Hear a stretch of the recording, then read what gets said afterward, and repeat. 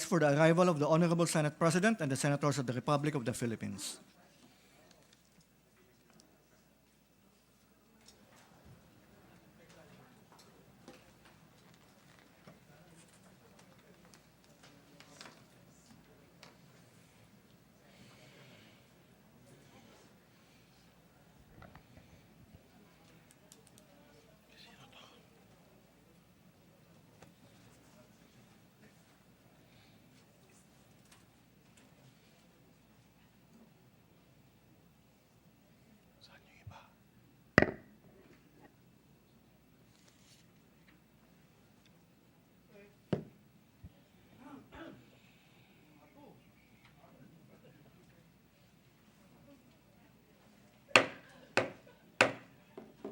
The 26th session of the Senate and the first regular session of the 19th Congress is hereby called to order. The chamber will be led in prayer by our distinguished colleague, Senator Sani Angara.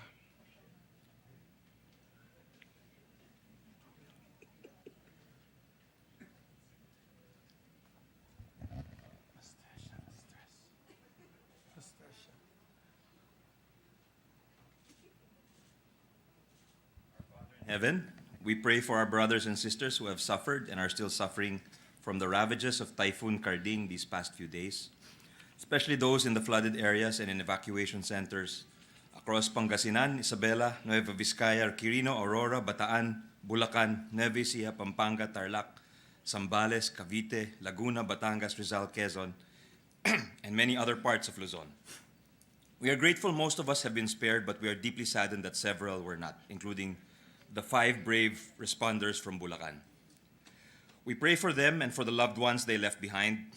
We also pray for the country that we may all arise from this calamity stronger. Panginoon, patuloy niyo po kaming bigyan ng lakas para tulungan ang aming mga kababayan na lubhang natamaan. Nawa manatili kang lakas sa amin, inspirasyon at gabay sa anumang hakbang ng aming gagawin. We pray that you always fill us with your greatness and righteousness for the good of our country and our people. This we pray in the precious name of our Lord Jesus. Amen. Amen. Secretary, please call the roll of members. Roll call of members. The Honorable Senator Angara, Senator Binay, Senator Cayetano Alan, Senator Cayetano Pia, Senator De La Rosa, Senator Ejercito, Senator Escudero, Senator Estrada, Senator Gatchalian, Senator Go, Senator Ontiveros, Senator Lapid, Senator Legarda, Senator Marcos, Senator Padilla, Senator Pimentel, Senator Poe, Senator Revilla, Senator Tolentino, Senator Tulfo, Senator Villanueva, Senator Villar Cynthia, Senator Villar Mark, the Senate President.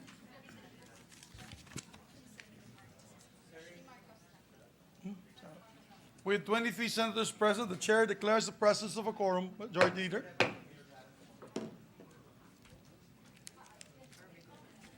Before we take up other matters, Majority Leader, Yes, I'd like to apologize to my distinguished colleagues for the lateness of the hour of our session.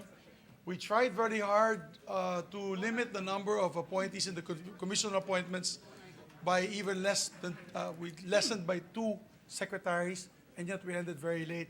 It will not happen again. We've instructed the CA that we'll only take up the most 2 appointees at a time so that we can finish on time for sessions at 3 p.m. Again, my sincerest apologies for the lateness of the hour. Majority Leader. Thank you, Mr. President. We're ready to work until 2 in the morning. Mr. President, I move that we dispense with the reading of the journal of the 25th session, Tuesday, September 27, 2022, and consider the same as approved. There being no objection to the motion, motion is approved.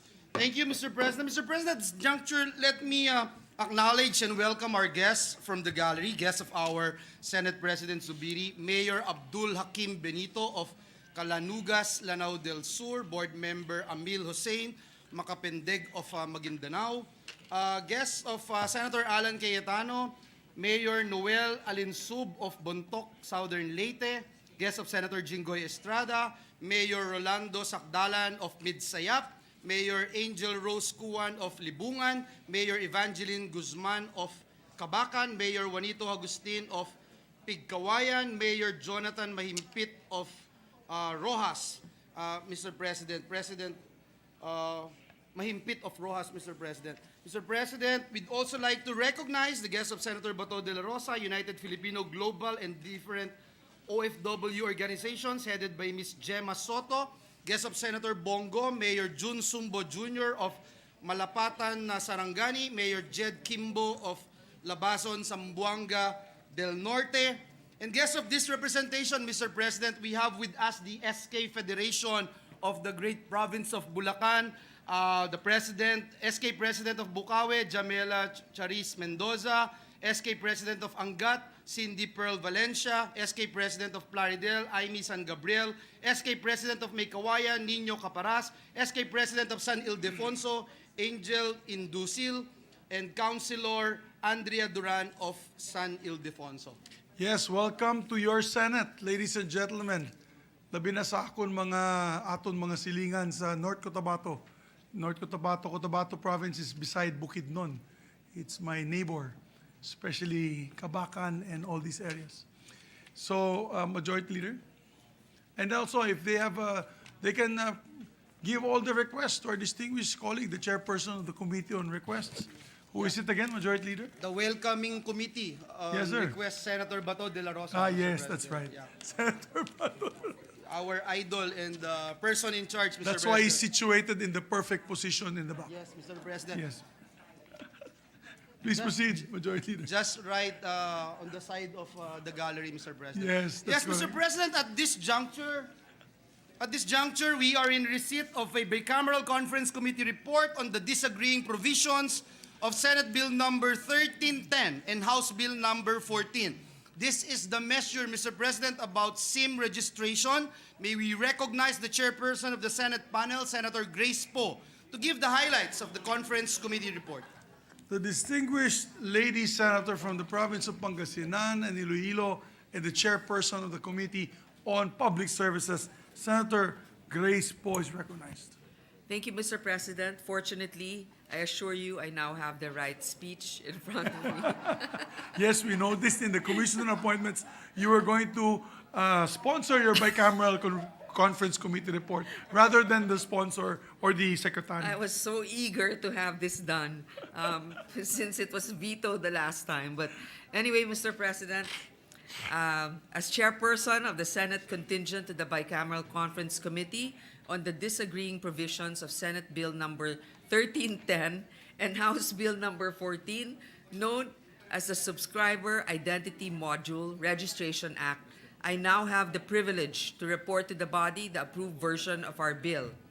There were several conflicting provisions between the two bills, but through the common vision and efforts of our colleague, Senator Ejercito, Vice Chair of the Senate Committee on Public Services, Senator Binay Gatchalian, and Minority Leader Senator Pimentel, we were able to reconcile these differences. In the interest of time, I would like to move that the joint explanation of the Bicameral Conference Committee on the disagreeing provisions of Senate Bill number 1310 and House Bill number 14 be spread into the records. Instead, I shall provide the highlights of the report. The Bicameral Conference agreed to use the Senate version as the working draft, but with numerous reconciled provisions. Mr. President, among the agreements settled by the panel are the following. First, both houses agree that it's time to drop the term card from the bill. Innovation on mobile technology is fast-paced, and our law must be able to accommodate all present and future variations of SIMs. Second, we adopted the Senate Framework on Registration, which goes directly through the PTE's platform as a prerequisite to the activation of a SIM. Not only does this pose less risk of data breach, it also places less burden on small-scale resellers who may not have the proper training to handle personal information. The registration process remained mostly faithful to the Senate version, specifically on the 180-day period of registration of a SIM by a minor through a parent or guardian and all the safeguards on the SIM register. Third, the few modifications made are all improvements like specifying a non-exhaustive list of identification cards with photo that can be presented during registration. This is part of our commitment to make the registration process as clearly outlined and as seamless as possible. Further, we clarified the documentary requirements for foreign nationals who purchased local SIMs. This is also part of our commitment to make our tourism and business environment as friendly as possible to foreign visitors. Fourth, we clarified that the data of existing postpaid subscribers should already be included in the SIM register to ease the process for postpaid subscribers who may have already submitted personal information to their respective PTEs upon subscription. Fifth, we require PTEs to establish the necessary registration facilities in remote areas within 60 days from the effectivity of the Act. Wala dapat maiiwan. The SIM registration process should be inclusive and accessible, especially for those who may have limited access to the internet. And the burden to make this happen is on the telcos who have the capacity and resources to make this happen. Finally, we added extra measures in the confidentiality clause, such as ensuring that the court order for disclosure is only upon finding of probable cause. Mr. President, today we finally send a clear reply to these scam and spam messages. Stop under pain of penalty. As the tax capital of the world, we hold precious our means to communicate, and anyone who abuse or misemploy the system for their own fraudulent and unlawful interests must be traceable and subsequently held accountable. This is not a magic cure for all our telco problems, but it is a huge step in the right direction. I couldn't be more grateful and proud to be a part of a Congress that prioritizes the welfare and safety of our end users. It is my humble submission that this bicameral conference committee report on the disagreeing provisions of Senate Bill number 1310 and House Bill number 14 on the SIM Registration Act be ratified by this chamber. Maraming salamat po. Thank you very much, a distinguished sponsor, Majority Leader.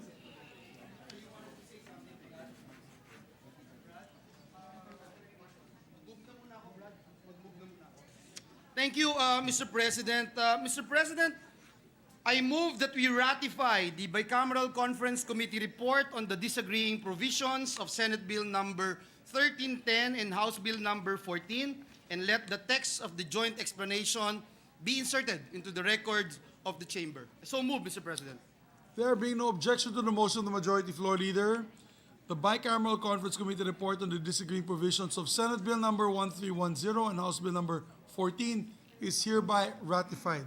Congratulations to our sponsor.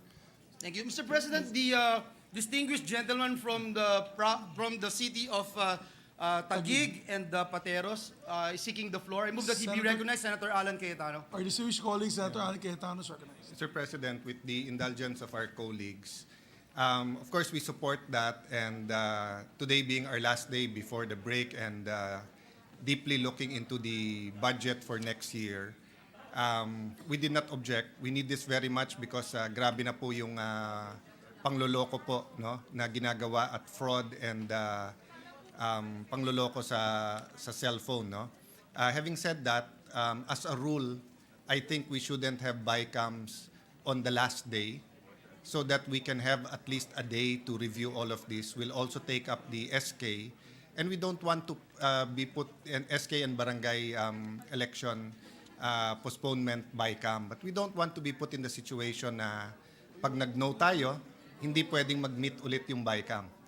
Diba? Dahil nga mag-adjourn na tayo ngayon. But because these two bills are so urgent, I will withhold objecting to it because we do agree into the substance, but maybe in the future, we can ask our counterpart in the House of Representatives that at least 2-3 days before the last day, tapusin na lahat ng BICAM so that we have a day or two. And if any member has serious objections to the content of the BICAM report, then we have a remedy of asking the BICAM to meet again to discuss all of this. Yes. Now, having said that, I'd like to congratulate, of course, the sponsor and the author and all those who put hard work into this. And, of course, our Senate President. Thank you. We take note of the manifestation, and I agree, so that we have time to review and reconvene if necessary. So we take note of that manifestation. Our distinguished colleague Yes, Mr. from... President. Senator Pia Cayetano is Yes, also seeking Senator the floor. Cayetano. I move that she be recognized, Mr. President. Yes. First of all, thank you to our chairperson for getting this technical bill done. I am happy to have been able to contribute. And on that note, I belatedly realized that am I an author because medyo marami-rami kaming binuno ni Minority Floor Leader on that, and I know that Her Honor recognized our input, but I don't know if I actually was able to manifest to be a co-author. So kung hindi man, pwede naman ba pahabol co-sponsor with on that note lang, Mr. President. Thank you. Thank Thank you, you. Mr. President. We're checking the records, but if not, Mr. President, we put that on record, Mr. President. All right, thank you very much. Thank you. I believe Senator Cayetano Yes, still wants to be recognized. Senator Pia Cayetano, on other matters, would like to make a short manifestation. I move that she be recognized, Mr. President. Senator Cayetano is recognized. Yes, thank you, Mr. President. I was unable to deliver my co-sponsorship speech recognizing the contribution of JIL. So I would just like to manifest that officially I am inserting my speech into the record, but I would like to join the Majority Floor Leader and all my other colleagues for recognizing the contribution to the Filipinos, to the Philippine society, to the country, to the nation of JIL. And if I may quote just one paragraph from my speech, which the complete version of which will be inserted into the record. JIL has been true to its mission to bring all people, regardless of race, status, belief, and religious affiliations, to the kingdom of the living God in obedience to the Great Commission of the Lord Jesus Christ, thus experiencing all the blessings of the kingdom. So on that note, I join my colleagues in recognizing and thanking the JIL family for their continued commitment to spread hope and love to our people. Thank you. Thank you. Thank you very much, ma'am.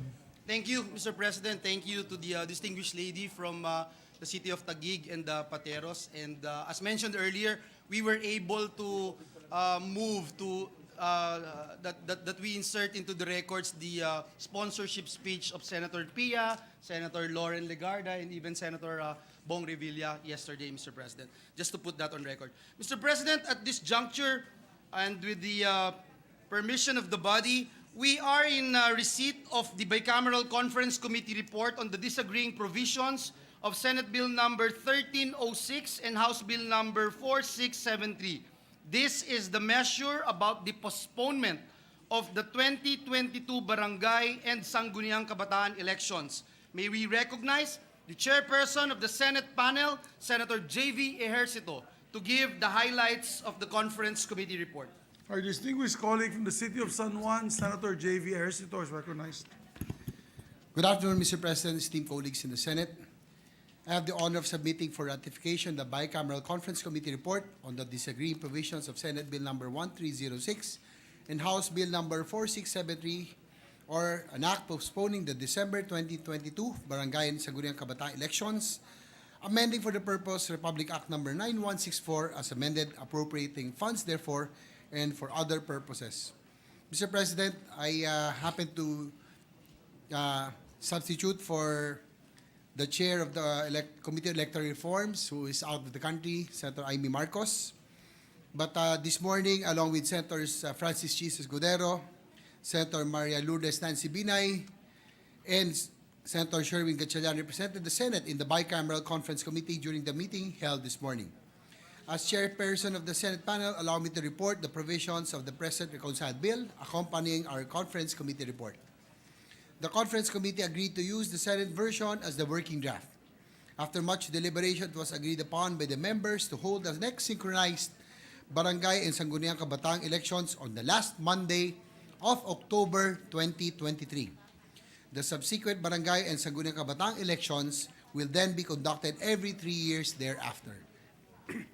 The Senate and the House of Representatives panels approved the possible changing of the date of last Monday of October 2023 for several crucial considerations, which include: first, there is a precedence of holding the synchronized barangay and SK elections in October. Second, the date usually falls on the school break of youth voters and will enable them to participate in choosing their leaders in the community. Third, it will be more cost-effective with reference to the position paper and computation of the Commission on Elections, which was submitted to the Committee on Electoral Reforms. Consequent to this change in the date of next elections, Section 2 of the Conference Committee report now provides that the term of office of the barangay and sangguniang kabataan officials elected under this proposed measure shall commence at noon of November 30, 2023, next following their next election.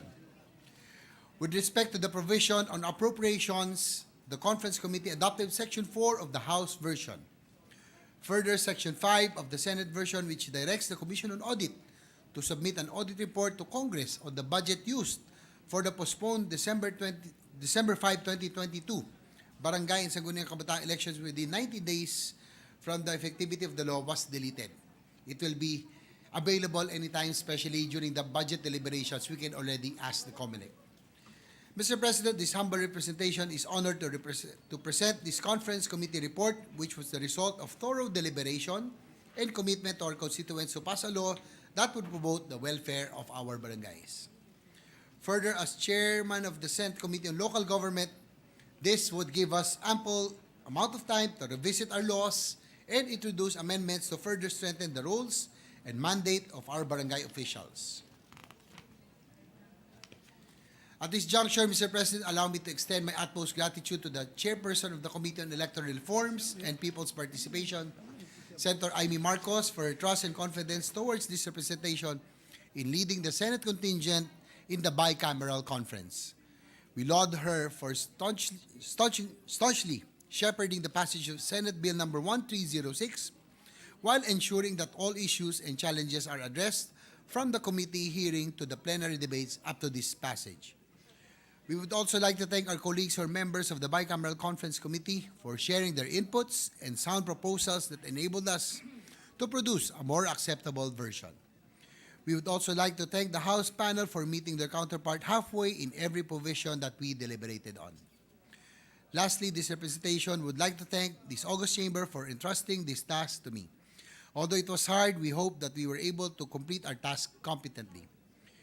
With the permission of the body, I move that the joint explanatory statement on the disagreeing provisions of Senate Bill number 1306 and House Bill number 4673 be read in toto into the record and that the Bicameral Conference Committee report be ratified. Maraming salamat po. Thank you Thank very you, much. Mr. President. The Senate Minority Leader, Senator Aquilino Coco Pimentel, is seeking the floor. I move that she be recognized, Mr. President. Our distinguished minority floor leader, Senator Pimentel, is recognized. Thank you for discussion, Mr. President. If the committee report could be subjected to just a brief discussion, with the permission of the sponsor of the BICAM report, I noticed that the final date is a date not found in the Senate version and also a date not mentioned in the House version. So may we know what is that final date and how was that date arrived at, Mr. President? Actually, it was Senator Chis Escudero who proposed that the elections be not be held on December, no, for several reasons. Because for one, everybody is busy, and second, his first proposal is May of 2024, but the House contingent thought it might be too long already, no? So that's why we arrived at October 2023 because Senator Win, our very own Senator Gatchalian, pointed out that there was already a precedent, no? Before that, there was barangay and SK elections that were held in October. So that was the compromise, I would say. So what would be the new date, Mr. President? according to the BICAM report? It will be last Monday of October 2023, Mr. President. So pakicheck kayo, last Monday of October 2023. And of course, we also changed the start of the term of those to be elected in October 2023. What would be the start of their term, Mr. President? Their term will start November 30, 2023. So November 30, 2023. Yes. So that date was also just arbitrarily determined, Mr. President. It could have been early November, it could also be December, it could also be January. Because, Mr. President, in 2007, in 2010, and 2013, barangay and SK elections were held, usually in October. In 2007, it was held in October 29, 2007. In 2010, October 25, 2010. And October 13, October 28, 2013. So that's why there was a compromise that there was already precedent, Mr. President. On the date of the election, but on the start of the term, Mr. President, during those years was the start of the term of those elected also end of November of the year after the election. Yes, it was decided it will be, the start of the term will be 1 month after the elections. 1 month after the election. Because if I remember our measure correctly, early December yon, and then the start of the term for those elected would be January 1. Diba? So, masabi na natin yan, less than 1 month pero more than 20 days from the election. I mean, if that formula or that period was observed also in the new dates that we are talking about, Mr. President. I believe so. And then, Mr. President, Your Honor, and then the elections will be held 3 years thereafter, every 3 years. So that it will also not be in conflict with the upcoming national local election, the midterm elections in 2025, and presidential and national elections in 2028. So it will be 2027 and 2029, 26, sorry. Pero nagtataka lang po ako, Mr. President, kasi yung, ano ba sinabi? Fourth Monday was it fourth Monday of October, no, Mr. President? Yes, it's the last Monday of October. The last Monday of. May I know the wording of the reconciled bill? Is it fourth Monday of October or last Monday of October? Kasi pwedeng magkaiba. It's the last Monday of October. Last Monday, okay. Pero nagtataka lang po ako, Mr. President, na yung final date natin na last Monday of October 2023, ito ba ay nabanggit nung dito po sa ating kapulungan during the interpellation or ang unang banggit sa PEDSA doon na po sa BICAM? Well, it was agreed upon that it will be October. As I mentioned, there's a precedent already. But to make it more practical so that the youth can be able to vote, it will be SEM break. October is usually SEM break.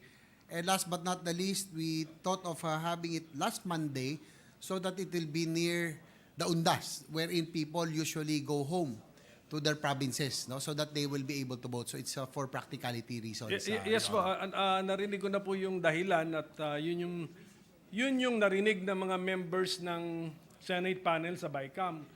Pero yung PEDSA ba na last Monday of October 2023 ay nabanggit ba dito sa kapulungan ng Senado habang panahon ng interpellation sa panukalang batas? No, Your Honor, it was just discussed during the BICAM, Your Honor. Okay, so that's why I had to intervene at this late stage, Mr. President, para marinig din natin how it was reasoned out during the BICAM. So, And likewise, it was original was really December of 2023, but some members of the BICAM thought that it will be too long already. And cost effectively, also according to COMELEC, October will be more practical if you'll compare it to December of 2023. I have noticed, Mr. President, that the chairperson of the committee who sponsored the measure is not here. That's Or correct. probably also did not lead the Senate panel during the BICAM. That is correct. How would she feel now if she will get to know that the version she defended here in the Senate was not the one defended by the panel during the BICAM? Actually, because of technology, she was all monitoring likewise and gave the full authority because she requested, because of her trip to the United States. Actually, she was the one who's supposed to chair the bicameral conference committee. But because of her trip that cannot be moved, she just asked this representation just a few days before.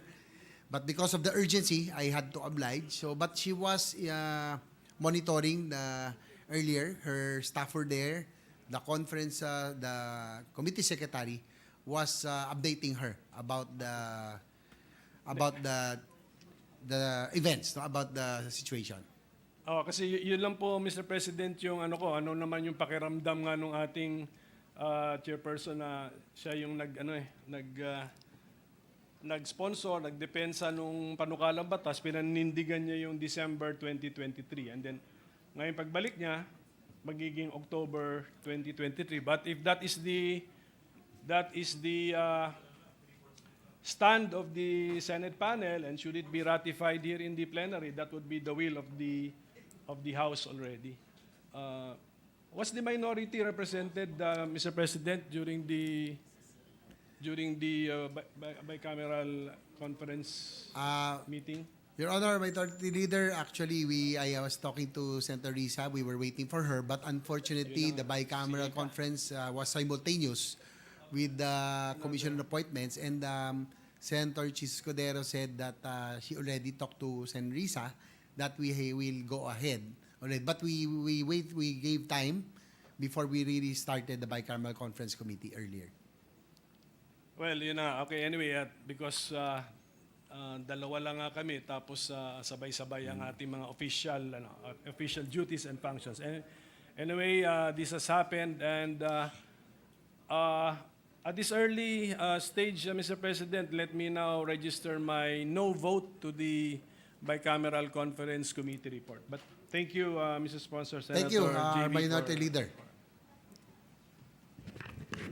Thank you very much. I believe Senator Risa Ontiveros, Deputy Minority Mr. President, Senator Alan Cayetano Yes. listed first, if with the indulgence of our Deputy Minority Leader. All right. Yeah. Senator Alan Cayetano, Mr. sir. President, Be recognized, Mr. would our good friend, the senator from San Juan, allow a few questions and clarification? Certainly, to my good friend from Taguig and Pateros. Am I correct, dear sponsor and Mr. President, that SK candidates, the age is between 18 and 24 years old? Yes, that is correct, according to the Sangguniang Kabataang Reform Law, Mr. President. And those who can vote, just to add, is up to 30 years old, Mr. President. And that was a long discussion by this chamber and by both houses and by the palace in other postponements, precisely to find exactly the right age to be able to train the leaders of tomorrow by having a youth leadership actual training, not just an apprenticeship program, by having them in the Sangguniang Kabataan, no? Versus others who were advocating to actually abolish the SK system, no?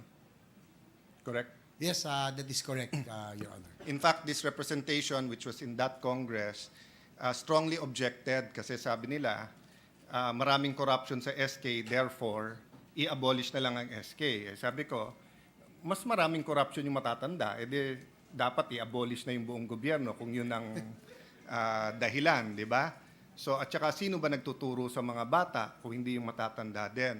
But the point I wanted to make there is that, is it correct that the House of Representatives proposed and we accepted to remove the provision allowing those who are qualified now to still run in the election next October?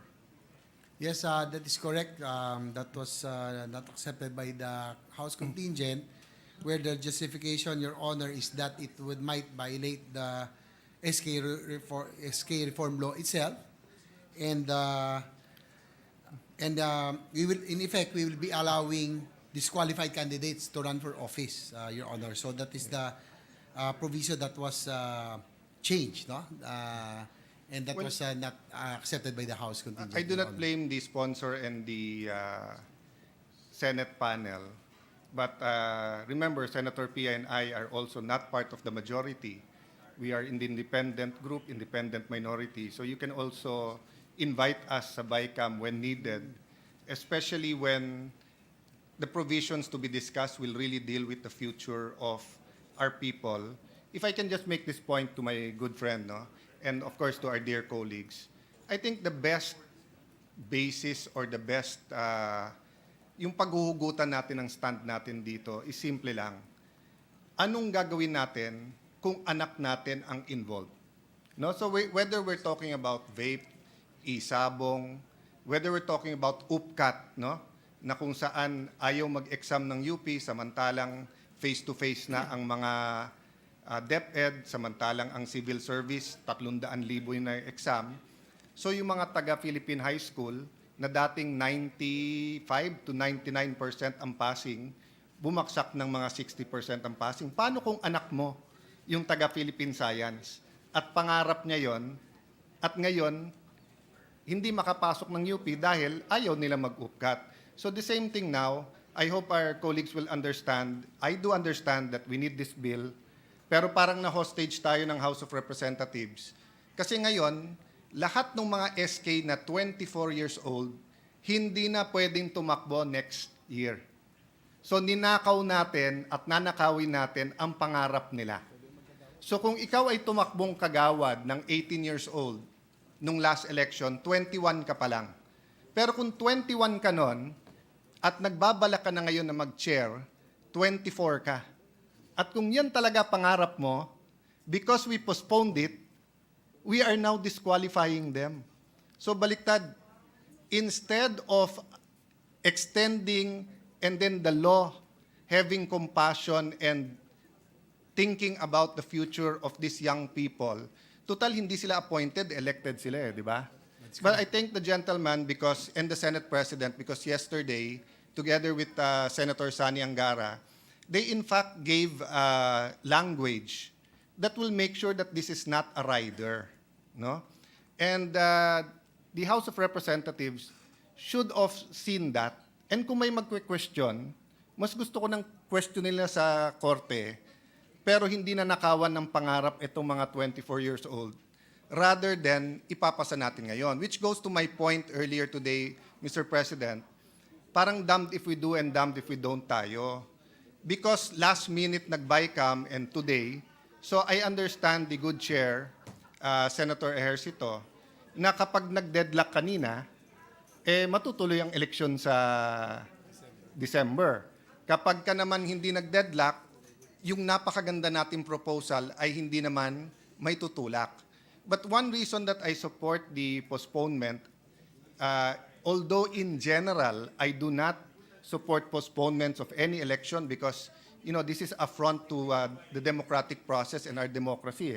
Diba? You cannot just extend people. You have to respect the mandate of the people. But I do agree with the timing. Kung ang election is October to December, every time we just finish either a presidential or a senatorial, congressional, and local election, it's just too tedious and creates many problems. So I'm hoping this is really the last postponement, and the date seems to be in order, meaning we'll have a senatorial and a gubernatorial, mayoral, congressional election in 2025, then October 2026 yung barangay. We'll have a presidential election all the way down to ang ating mga city and municipal officials in 2028. Then we'll have a barangay in October 2029. But may I move forward that concept as we talk about opportunities for our people? Alam niyo po yung mayaman, napakaraming opportunities for youth leadership eh. Napakaraming apprenticeship program, sa negosyo, sa politika, all kinds of leadership, no, sa mga churches, etc. Pero ang mga mahihirap, ito ang chance nila maging involved sa barangay.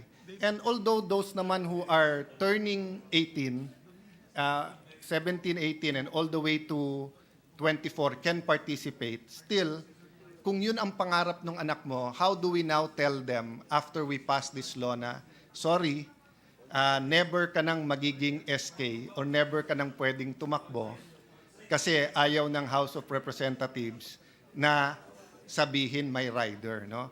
So maybe this can be a lesson to us, Mr. President, that if we do the BICAM a few days before, we will have more bargaining power to force or to negotiate with our counterparts in the House regarding the provisions that I think are well thought of coming from this chamber, no?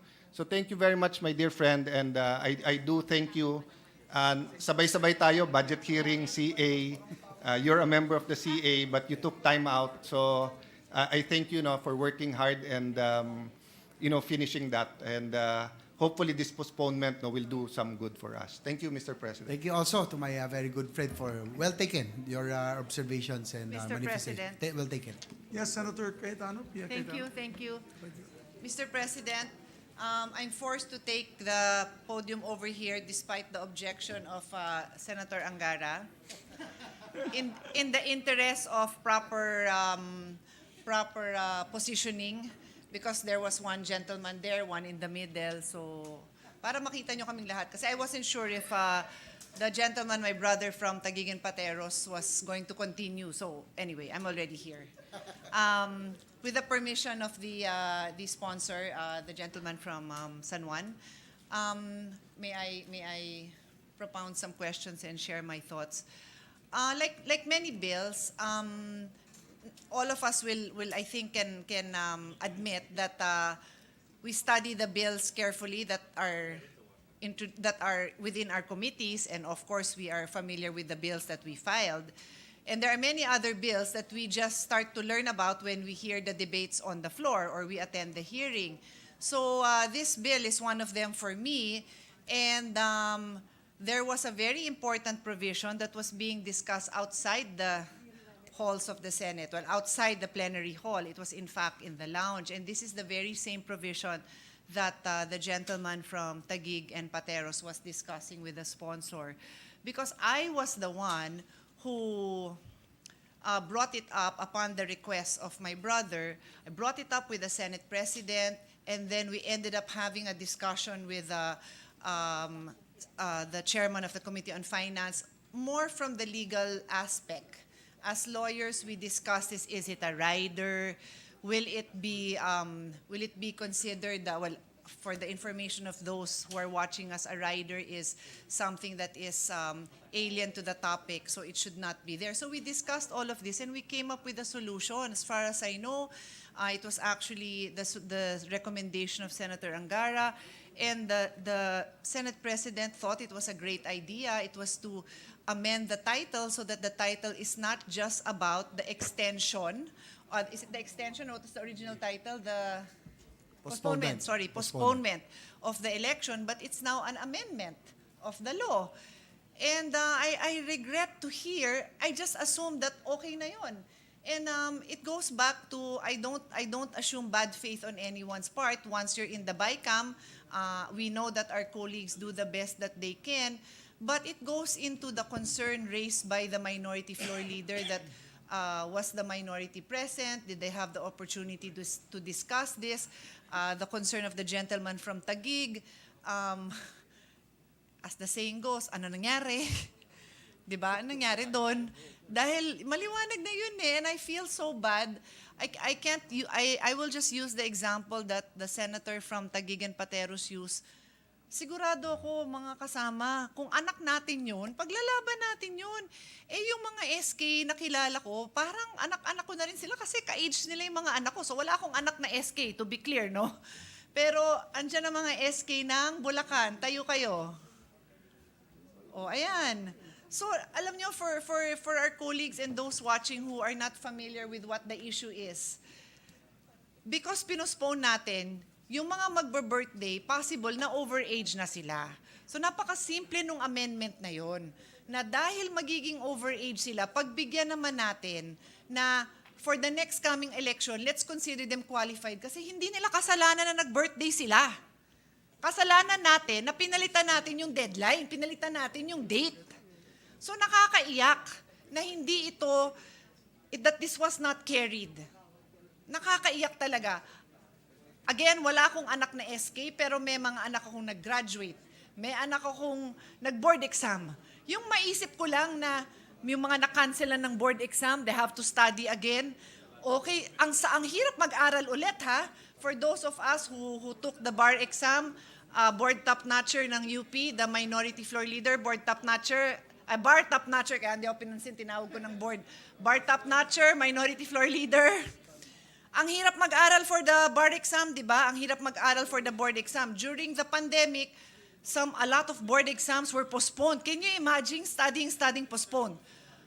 Ang hirap na nga nun, pero sige na lang, at least may chance ka pa rin mag-take ng exam. Ito, yung opportunity mo to run, nag-birthday ka, tapos na, I feel so bad, Your Honor, kasi if it was not time-bound, I will plead to all of you na let's not approve this BICAM report.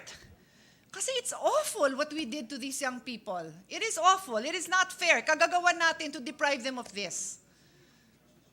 So I now will have to withhold my, the time for voting is over, but now I regret that in whatever way I can express my dismay for this BICAM report, I express my dismay. And I know it is not the fault of our colleague. Wala ho akong sinisisi, pero we are all responsible kung paano nangyari to. Minamadali natin. With all due respect, wala yung chairman. We all have reasons, no? I know the sudden chairman did his best, pero we are in this situation that we deprived these SKs of their opportunity. And I agree with the gentleman from Taguig and Pateros, for people who are not born into families that can provide them with all the what do we call them, extracurricular activities, minsan yung SK na lang ang kanilang one and only opportunity. My dear kumpare, SK bang anak mo, si Janela? Nag-SK ba siya? Okay. Napatingin lang ako dahil you were listening intently to my speech. Naisip ko lang na baka isa sa mga anak mo. Pero marami sa SK dumaan. I'm very proud na ang isang counselor natin, syempre I can only speak for Taguig, no? But Alan, di ba yung isang counselor natin, dating, marami pala, hindi lang pala isa, mga sa SK nang galing, and they probably will be the future congressmen and congresswomen of Taguig City, maybe the mayor, maybe whatever, and we deprive them of that opportunity. So may magagawa pa ba tayo? O sasabihin na lang natin, sorry, deadline. Wala na tayong magagawa. Sakit eh. Sorry ang haba, no? Pero yun ang tanong ko, may magagawa pa ba tayo? No, but Your Honor, I hear the sentiments and I understand the sentiments and frustration of our colleague from Taguig and Pateros. But likewise, be rest assured that I'm also one of the authors of the Sangguniang Kabataan Reform Law, and be rest assured that we will. There will still be other youth that will be given the chance. And also, wala rin kaming anak na pwedeng tumakbo because of the anti-political dynasty to be provision. clear nga na wala naman tayong mga anak, yes, because of the anti-political dynasty provision. Hindi nga, but I'm also saying na for those who don't know the law, mabuti nang maliwanag. Baka sabihin may anak kaming tumatakbo. Wala tayong lahat na anak ng mga tumatakbo. Kahit pamangkin o kahit sino pang kakilala, personally, wala. Baka pwede na lang natin amendahan yung batas din and for one period in time, dagdagan ng 2 years, because why would you deprive? I know talaga yung iba dyan, pangarap na pangarap nila yon. Ang ganda naman pangarap, di ba, manilbihan sa bayan, and then ang tulay nila is sa pagiging SK. So baka pwede natin pag-aralan yon and make it also a priority measure, if only an interim solution to the problem that we created. We created it, Your Honors, by passing this BICAM version. That is correct. Be rest assured, Your Honor, that as one of the principal authors of the Sangguniang Kabataan Reform Law, I think it's ripe for amendments so that we can make the necessary fine-tuning and refinements. Now that it has been implemented, we have seen some flaws. So I agree with you that it's about time that we really need to amend the Sangguniang Kabataan Reform Law so that it will be more effective in training our future leaders, Your Honor. Pero kasama po tong issue na tayo naman nag-create. Kasi before this becomes a law, wala yung problemang to. So ito, we will create this. We will effectively create this when this becomes a law. We created it. So sana kasama ho yan sa listahan natin at mabigyan ng priority. Yes, Thank you very much po. Yes, Your Honor. Thank you very much also to our distinguished senator from Taguig and Pateros. Mr. President, the Deputy Minority Leader, Senator Yes, Risa may you Ontiveros, recognize seeking the floor. Senator Risa Ontiveros, our Deputy Thank Minority. you. Salamat kaayo, Mr. President. For the record also, I would like to register my no vote to the BICAM version. I would also like to express my thanks to the good sponsor for very kindly understanding why I simply could not humanly, physically attend the BICAM meeting this morning, which coincided with 5 scheduled Commission on Appointments hearings. Yesterday, Mr. President, just to trace the sequence of events, right after I was elected to the BICAM committee for the Senate minority, I asked our good majority leader what was the schedule of the committee, of the hearing or the meeting of the BICAM. And in fairness to the good majority leader, as of that point in time, last night of our session, we still did not have the schedule. And so finally, when the schedule was set, either late last night or early this morning, it was impossible already to make alternative arrangements para physically makadalo at makalahok sa committee, sa BICAM meeting. Pero I still register my no vote, Mr. President, good sponsor, with all due respect, dahil sa mga issue na ni-raise ko nung aking maikling interpellation after the lengthy interpellation of the minority leader, including and especially at this point in time, yung position ng Akbayan Youth, ng SIAN or Center for Youth Advocacy and Networking, at yung SK Youth Network, the point made very strongly by the minority leader sa kanilang interpellation na ipagkakait nga natin sa isang buong henerasyon ng mga SK leader o potential SK leader yung pagkakataon na makapamuno sa ating mga sangguniang kabataan. At the very most, Mr. President, I was willing to consider if iuurong lamang hanggang Mayo sa susunod na taon. And I had the commitment also of the good sponsor, the gentle lady from Ilocos Norte, na susubukan ulit iyon sa BICAM. Nga lamang dahil huli na itakda yung schedule ng BICAM meeting ay physically, humanly naging imposible. Pero muli, Mr. President, salamat sa pag-unawa ng good sponsor. And I just make of record my no vote to the BICAM version. Salamat kaayo, Mr. President. Thank you, Senator Risa. Be rest assured that I personally, would have wanted also May, but it was a compromise kasi December 2023, so naging October. Mr. President, Senator Robin Hood Padilla is also seeking the floor. I move that he be recognized, Mr. President.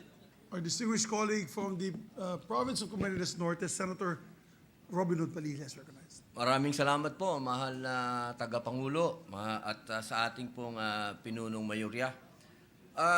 A'udhu billah minasyaitanir rajim. Ako po ay gusto ko lamang pong ipaalam sa ating lupon na katulad po ng unang pagkakataon na narinig ko po ang ating magaling na kasama magmula sa Cavite, Senator Ramon Bong Revilla. Una ko po siyang narinig na nagsalita na patungkol po dito sa eleksyon nito at sinabi po niya na totoo nga na baka magsitanda na yung mga bata at katulad po ng kinakatakot din ng atin pong magaling na senador mula po sa Pateros, Taguig na si Senator Alan Cayetano. Ganun din po at ganun din po ang naging posisyon ko na ako po'y una hindi po pumapayag na ma-postpone. Ngunit nakitaan ko po ito ng napakagandang oportunidad Sapagkat sa aking pong pagsasagawa ng aking pagdinig sa komite ng amendments and revision, napakadami na po talaga na masasabi po natin ng mga pinagpipitagang mga tao, katulad po nila dating Senador Juan Ponce Enrile, sila Attorney Estelito Mendoza, at sa mga naging mga guest pa po natin dyan, na talagang humihingi na po ng amendment at revision sa konstitusyon. At ngayon po, narinig ko po ang boses ng ating minorya di independiente, ang magaling pong senadora magmula po sa Pateros at Taguig na si Ma'am Senador Pia Cayetano na humihingi po ng amendment. Kaya kinukuha ko na po ang pagkakataon na ito para sabihin po sa ating lupon na mas maganda po siguro isabay na po natin dyan sa eleksyon na yan ang paghingi po natin ng mungkahi ng mga taong bayan at gumawa na po tayo ng referendum at tanungin na po natin sila, isabay na po natin dyan kung kailangan na po ba talagang tingnan po natin kung kailangan na pong baguhin ng saligang batas. Tanungin na po natin ang taong bayan. Katunayan po, nilapitan ko po ang ating pinunong minorya at ako po'y sumangguni sa kanya kung siya po ba ay kukontra sa akin o papayag. Sinabi naman po ng ating pinuno na si Senator Coco Pimentel sa minorya na maaari po ito at pwede. Kaya gusto ko lamang pong ipaalam sa ating lupon na ako po ay magpapasa ng panukala na kung tayo po ay pwedeng sumabay sa eleksyon na ito para tanungin po ang taong bayan para sa isang referendum. Yun lamang po. Maraming salamat po. Maraming salamat po, distinguished colleague from Bicol, Senator Robin Hood Padilla. Siguro, if I may be allowed to just comment a bit on the SK Reform Bill, I was no longer, I believe I had resigned at that time when it was tackled. I was not a member of the Senate at that time when it was discussed. But one of the proposals that I had in mind, I don't know if our dear distinguished colleagues heard this from me in several occasions, that the SK, with due respect to the SK, I feel that it should just be, my personal opinion, one seat in the barangay council, a qualified youth representative elected in the barangay with the barangay captains and kagawads. Bale, kung 7 yata ang members ng council, magiging 8 po siya na elected councilor but representing the youth. Rather than coming out with the whole SK council na napakahirap na i-manage. And so many times the DILG tells us, talagang dadalawa lang nag-attend sa council kasi nag-aaral yung iba sa iba't ibang parte ng Pilipinas at tumatanda na rin sila. That's a real reform that we can do and make an amendment to. I think that would be much better. These are just thinking out of the box, Your Honors, para there's less bureaucracy, less, expenses for government pagka ganyan ang nangyayari. They become part of the council na, elected member of the council. Just my 2 cents worth, Majority Leader. Yes, Mr. President. Also would just like to put on record that when the amendment introduced by our dear colleague, Senator Alan Cayetano, I was also one of those who joined the entire body in putting that particular amendment. And while I agree totally, solidly, with the amendment proposed in this August chamber, we also agreed, Mr. President, in electing our representatives in the bicameral conference. And so we put and place our trust in them. And let me take this opportunity to commend our sponsor, Mr. President, Senator J.V. Ejercito, who is also taking all these questions, Mr. President. And we laud his efforts, our good friend, our seatmate, the good one, according to the gentleman behind me. And so, Mr. President, Who's the cute one? But we all know who's the cute one, Mr. President. Yes, So, yes. Mr. President, again, we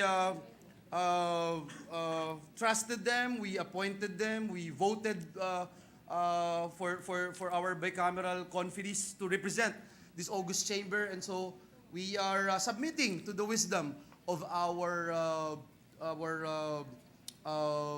designated representatives, Mr. President. At this juncture, Mr. President, I move that we ratify the Bicameral Conference Committee report on the disagreeing provisions of Senate Bill number 1306 and House Bill number 4673, and let the text of the joint explanation be inserted into the record of the chamber. Yes, and we take note of the negative vote of Senators, our distinguished minority floor leaders, Senator Coco Pimentel, Senator Risa Ontiveros, and Senator Pia Cayetano, I believe. I'm not sure who else.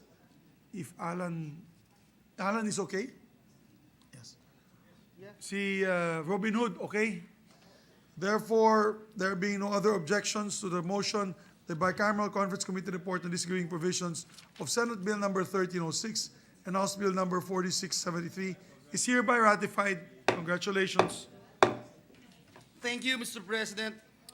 Mr. President, at this juncture and with the permission of the body, I move to consider proposed Senate Resolution number 243. Proposed Senate Resolution number 243 is hereby considered. There being no objection, we ask the Secretary to read the title of the measure. Resolution authorizing all regular standing committees, oversight committees, and special committees of the Senate to conduct hearings, meetings, and consultations during every recess of the Senate, to have continuity in the process of passing pending proposed legislation, and to conduct investigations on issues of national interest to aid in crafting relevant legislation. Mr. President, may I be recognized, Mr. President, to sponsor this resolution, Mr. President? Yes, we recognize our distinguished majority leader. Thank you, Mr. President. Mr. President, the resolution is one-pager, Mr. President, Resolution 243. The resolution is self-explanatory, Mr. President. It is a resolution to allow all standing committees to continue with their hearing while Senate is in recess. With this, Mr. President, the legislative work of the committee in the process of passing pending legislations and to conduct investigations on issues of national interest to aid in crafting relevant legislations will carry on while the Senate is in recess. So this measure, Mr. President, is a standard measure that we pass every time we adjourn, Mr. President. So I wish to ask the support of our distinguished colleagues in passing this particular resolution. So, Mr. President, that would be it, Mr. President. Thank you very much. Any other members who wish to sponsor? There being none, Majority Leader. Yes, Mr. President, no member wishes to interpolate or propose amendments to the measure. I move that we adopt proposed Senate Resolution number 243, subject to style. There being no objection, the motion is to adopt Senate Resolution number 243 is approved. Thank you, Majority Leader.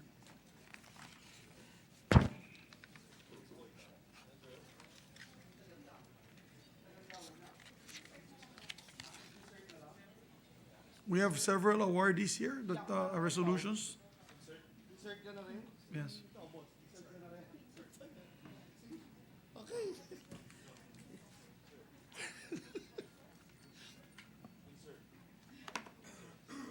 Mr. President, with the permission of the body, I move to consider proposed Senate Resolution number 16, taking into consideration proposed Senate Resolution numbers 22 and 152. I so move, Mr. President.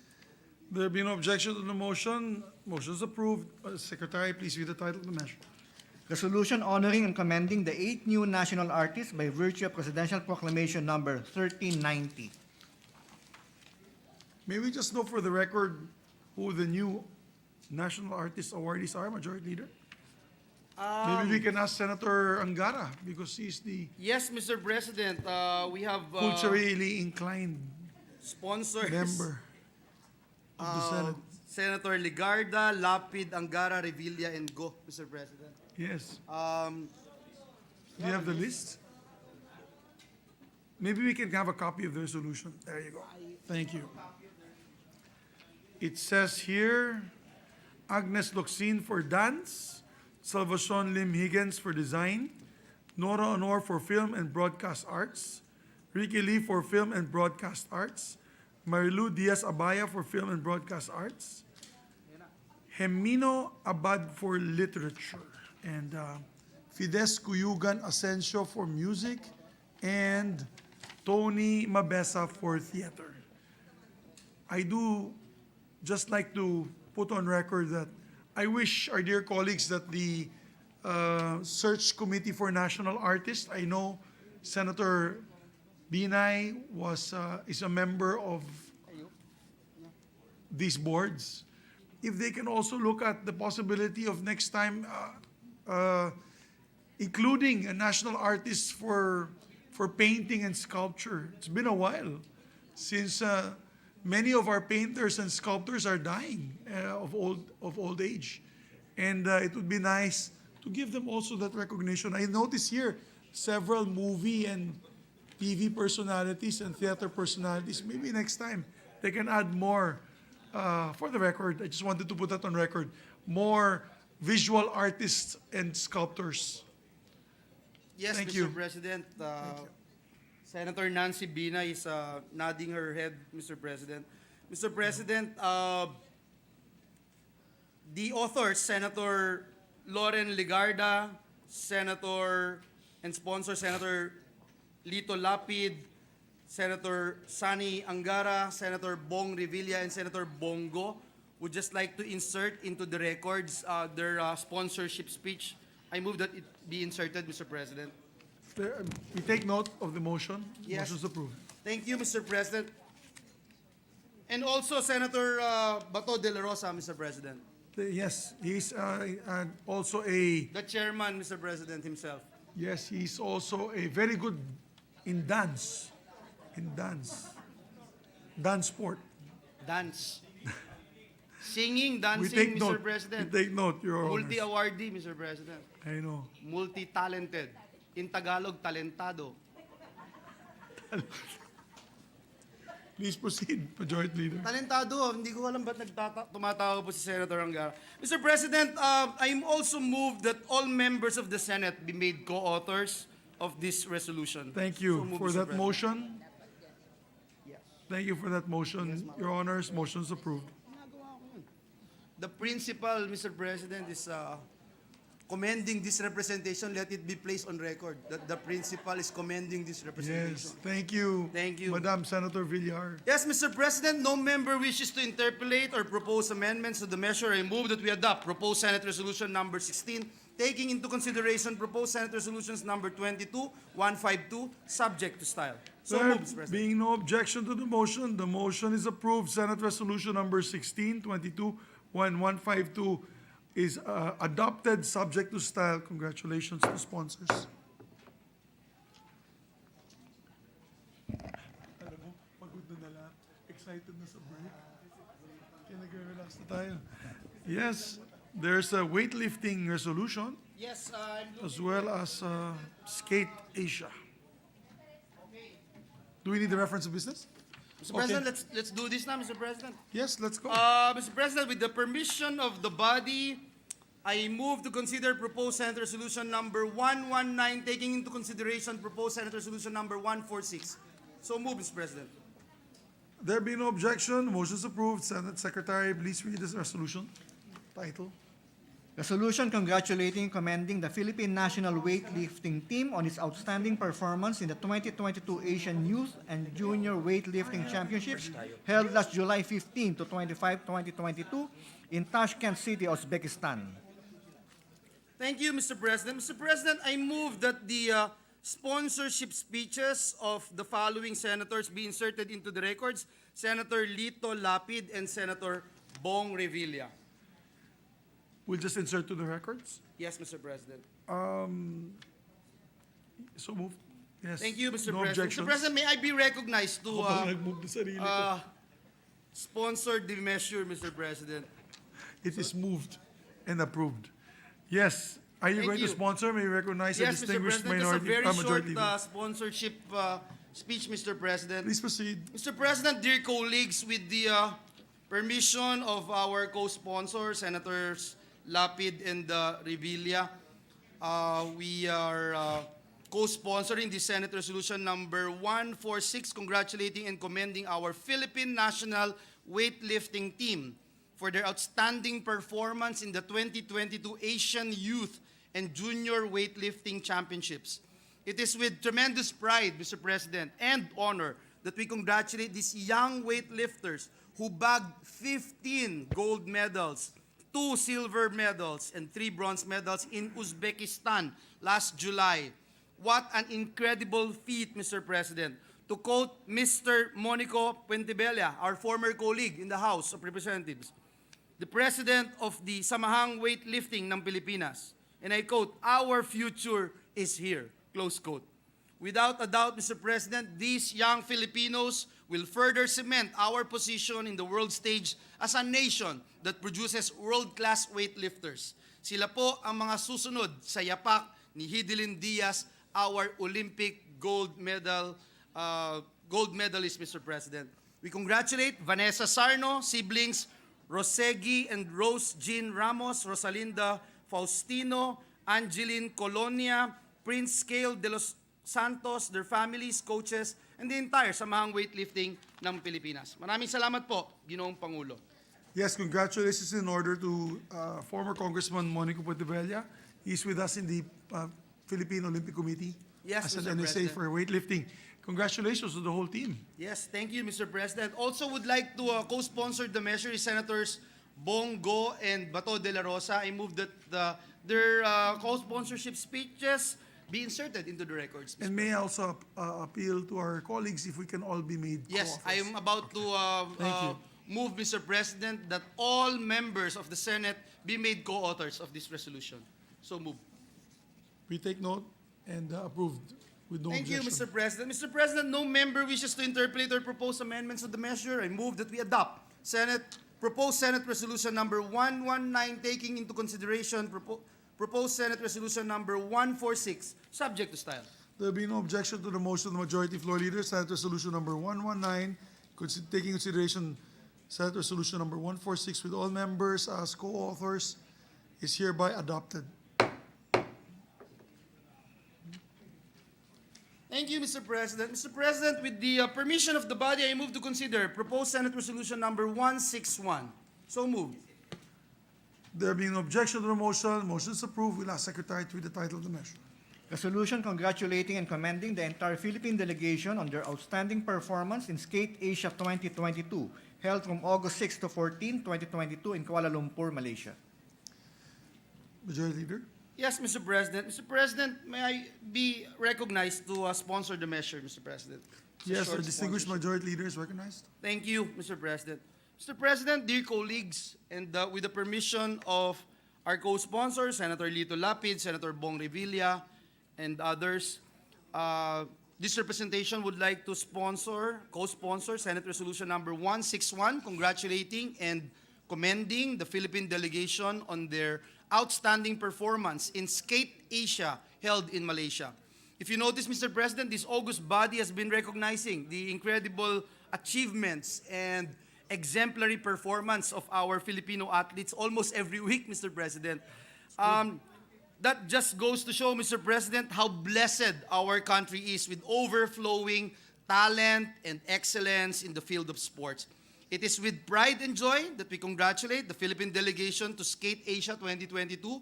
They bagged a total of 45 medals, Mr. President, including 28 golds, 13 silvers, and 4 bronze medals.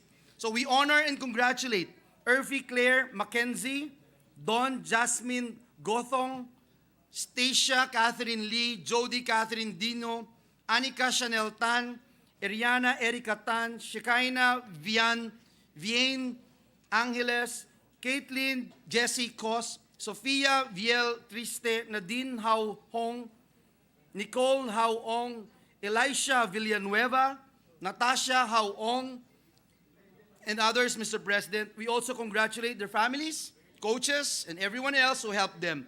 These young Filipinos make us more hopeful and inspired to further support and promote our sports programs and local athletes. Maraming salamat, Ginoong Pangulo, and may God bless us all. Thank you very much. Thank you, Mr. President. Mr. President, the co-sponsorship speech of Senators Lapid, Bong Revilla, and Senator Bongo be inserted into the records, Mr. President. So moved. There be no objection, motion is approved. Mr. President, I move that all members of the Senate be made co-authors of this resolution. So moved. There be no objection, motion is approved. Mr. President, no member wishes to interpolate or propose amendments to the measure. I move that we adopt proposed Senate Resolution number 161 subject to style. There be no objection, Senate Resolution number 161 is hereby, subject to style, is hereby adopted. Thank you, Mr. President. Mr. President, at this juncture, I move that we proceed with reference of business. Proceed to the reference of business, Senate Secretary. Bills on first reading, Senate number 1338, institutionalizing Rondalia training programs for music teachers by Senator Legarda. For the Committees on Culture and Arts, Basic Education and Finance. 1339, an act to ensure gender-responsive and inclusive protocols and programming to address the gender-differentiated needs of women during COVID-19 and other public health concerns, emergencies, and disasters by Senator Legarda. For the Committees on Women and Children, Health and Demography, Finance. 1340, preserving the indigenous sports and games of the Philippines by Senator Legarda. For the Committees on Culture and Arts and Sports. 1341, providing protection to consumers and merchants engaged in internet transactions, creating for this purpose the e-commerce bureau, appropriating funds therefore and for other purposes, Senator Legarda. For the Committees on Trade and Commerce and Finance. 1342, adopting integrated coastal management as a national strategy for the holistic and sustainable development of the coastal and marine environment and resources, establishing the National Coastal Greenbelt Action Plan, other supporting mechanisms for implementation and providing funds therefore. Senator Legarda. For the Committees on Environment, Natural Resources, Waste and Means and Finance. 1343, institutionalizing a results-based national evaluation policy by Senator Legarda. For the Committees on Economic Affairs and Finance. 1344, strengthening public-private partnerships, appropriating funds therefore and for other purposes, Senator Legarda. For the Committees on Public Works, Economic Affairs, Waste and Means and Finance. 1345, creating the Philippine Disaster and Emergency Management Authority, defining its powers and functions, appropriating funds therefore and for other purposes, Senator Legarda. For the Committees on National Defense, Civil Service, Waste and Means and Finance. Resolutions. Proposed Senate Resolution number 231, calling for the appropriate Senate committee to conduct an inquiry in aid of legislation into incidents of violence, land grabbing, and illegal logging and quarrying affecting the Masungi Geo Reserve and the rest of the Upper Marikina River Basin protected landscape by Senator Ontiveros. For the Committees on Environment, Natural Resources and Climate Change. 232, congratulating, commending Kevin Cruz for winning the silver medal in the U11 boys singles category in the World Table Tennis Youth Contender Tournament held in Bangkok, Thailand, Senator Lapid. For the Committee on Rules, Majority Leader.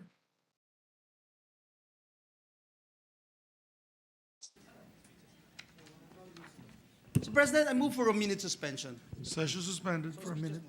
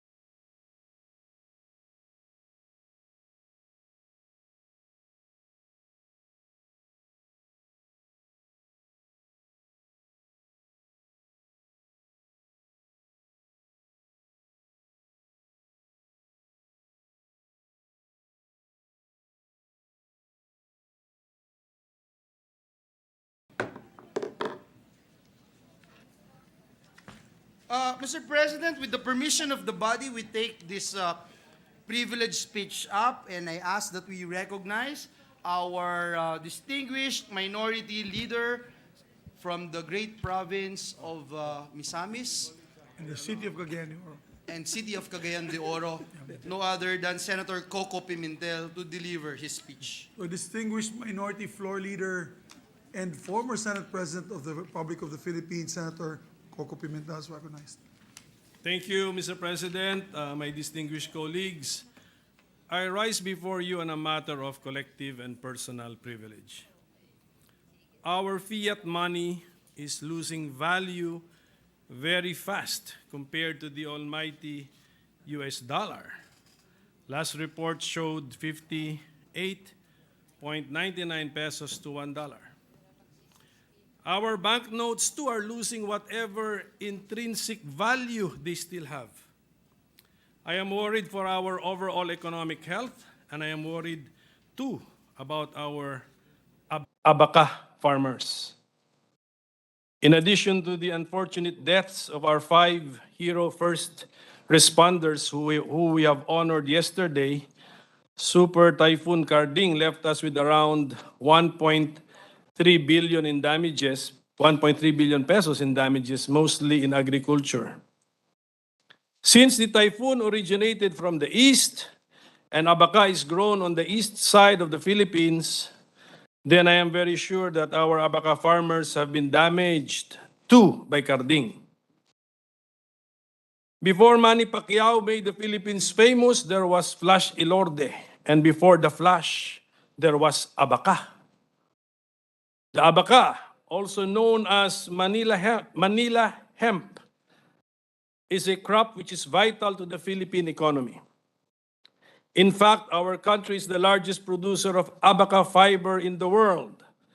In 2021, the top 5 abaca producers in our country are: number 1, Catanduanes, accounting for 28.98% share of the total production. Number 2, Davao Oriental, 12.89%. Number 3, all of a sudden, my favorite province, because it is also the province of our Senate President, Bukidnon, 4.79%. At number 4. Number 3 would be Surigao del Sur at 8.73% and Davao del Sur at 4.37%. For centuries, abaca fiber, because of its durability, flexibility, and resistance to salt water, among others, had established itself as a superior material for cordage and ropes used in naval warfare. With the waning of naval war, abaca found its use in oil rigging. And due to the excellent qualities of high porosity, high tensile and folding strengths, its use extended to more sophisticated products like filter paper, high-tech capacitors, currency notes, electrolytic insulators, and non-woven cloth.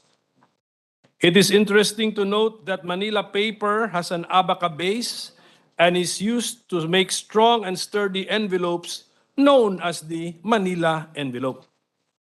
In our country, Philippine banknotes are made with 80% cotton and 20% abaca.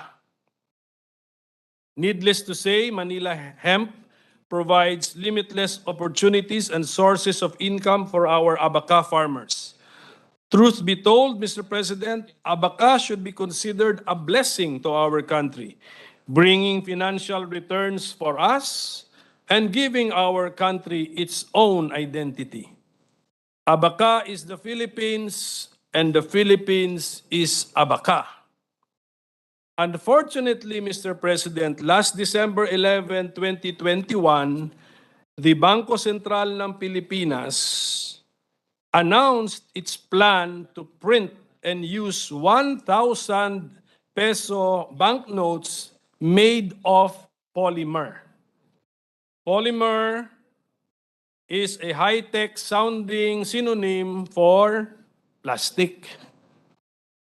Per the BSP timetable, we are now at the stage where we are testing 10 million pieces of the polymer 1,000 peso note. Beginning this October 2022, the BSP's plan is to issue and release for circulation a further 490 million pieces of this plastic banknote for a total of 500 million pieces circulating together with the paper 1,000 note, which already numbers 1.5 billion pieces. On the issue of the design of our 1,000 peso legal tender, I have noticed that we now have 3 designs coexisting among themselves, which are all legal tender. And I asked the page to show around the samples of the said banknotes worth 1,000 pesos, but bearing different designs. Will it be a free sample to the colleagues, to your colleagues? The samples are taped using strong adhesive, Mr. President, to the folder. Okay. The new 1,000 peso polymer banknote replaces the heroes on the notes with the face of an eagle. This is a question of design shift from the Heroes series to the Flora and Fauna one. This is another matter that I want to bring our attention to. However, another issue more concerning to me is the shift in the material that we use for our banknotes. The shift from abaca or cotton and abaca to polymer or plastic. Antonio Pigafetta, Italian chronicler of Ferdinand Magellan's expedition, reported that indigenous Filipinos were already wearing clothes made from abaca fiber. As early as 1825, the abaca had been used in the Philippines to generate foreign exchange. Abaca is so much a part of our history and of the Filipino identity. So why shift from abaca, which shouts, "I am Filipino," to the entire world, to plastic, which is considered as nothing more than plastic in the entire world? The shift to polymer will be detrimental to the country's abaca industry, especially if the country's income from the exports of abaca fibers and manufactures, especially when the country's income from the exports of abaca fiber and manufacturers amount to $97.1 million per year. Fearing the loss of market and income, a group of farmers urged the Bangko Sentral de Pilipinas to stop issuing the new polymer 1,000 peso bills and to continue using abaca fiber to produce the banknote.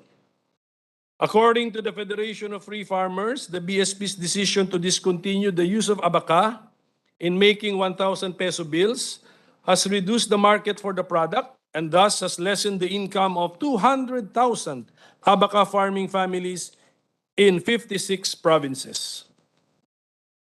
How can we promote the use of abaca when we ourselves are abandoning and not using it in the manufacture of our currency?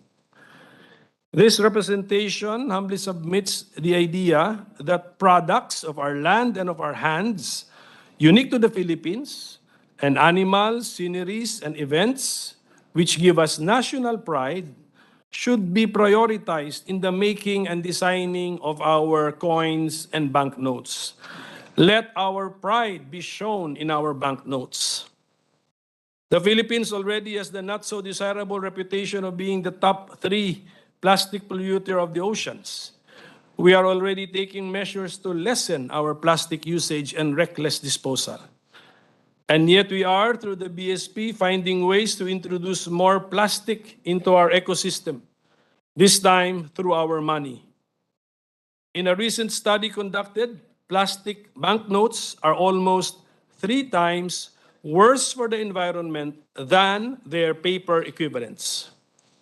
Mr. President, my dear colleagues, to respond to the alarming situation of our abaca farmers and their feeling of having been abandoned by the BSP, this representation has filed proposed Senate Resolution number 3, entitled a resolution calling for an investigation in aid of legislation on the frequent changes in the Philippine banknotes and coins initiated by the Bangko Sentral ng Pilipinas. The resolution was referred to the Committee on Banks, Financial Institutions and Currencies on August 9, 2022. Our resolution asks the following questions. Number one, who else or what other agencies or offices are involved or consulted whenever a decision changing the monetary design of the Philippine peso is made by the BSP? Number two, how much is the cost to the Filipino taxpayers whenever banknotes and coinage design is changed? Number three, what were the problems encountered by the BSP when the new design series NDS was demonetized? Number four, whether or not there have been complaints from the public. Number five, what are the reasons behind the BSP's decision to change the current 1,000 peso banknote, said to be the most difficult to counterfeit, to be improved by the new 1,000 peso polymer note? Number six, whether or not the new 1,000 peso polymer note is truly a limited series, considering that the BSP announced that around 500 million pieces of this new polymer note, or 500 billion pesos in total worth, will be printed. And in addition to the questions we already asked in our resolution, we would also want the following questions answered. We have noticed that the new BSP logo is a perfect round blue shape featuring 3 gold stars and a stylized Philippine eagle with white strokes. But we are more familiar with the logo to the right, where it's a side view of an eagle in white outline against a blue background, which logo is still found in the BSP building. So is there a new BSP logo now? Has this been changed officially? And what is the cost in changing the new BSP logo? The new logo is found in the polymer note. The old logo is found in the 2 other designs of the 1,000 peso note.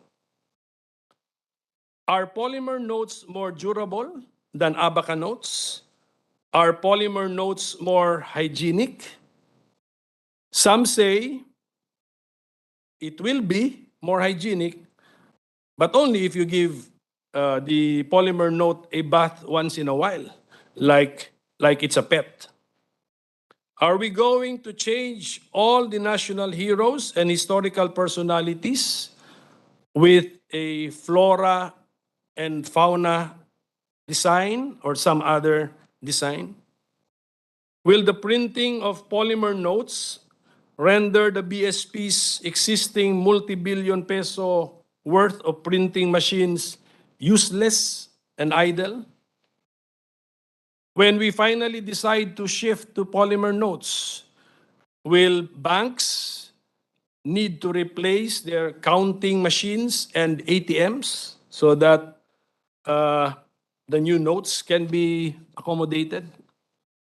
Are polymer notes really more difficult to counterfeit, considering that the security features on polymer notes are printed and not embedded in the paper like in the paper abaca banknotes?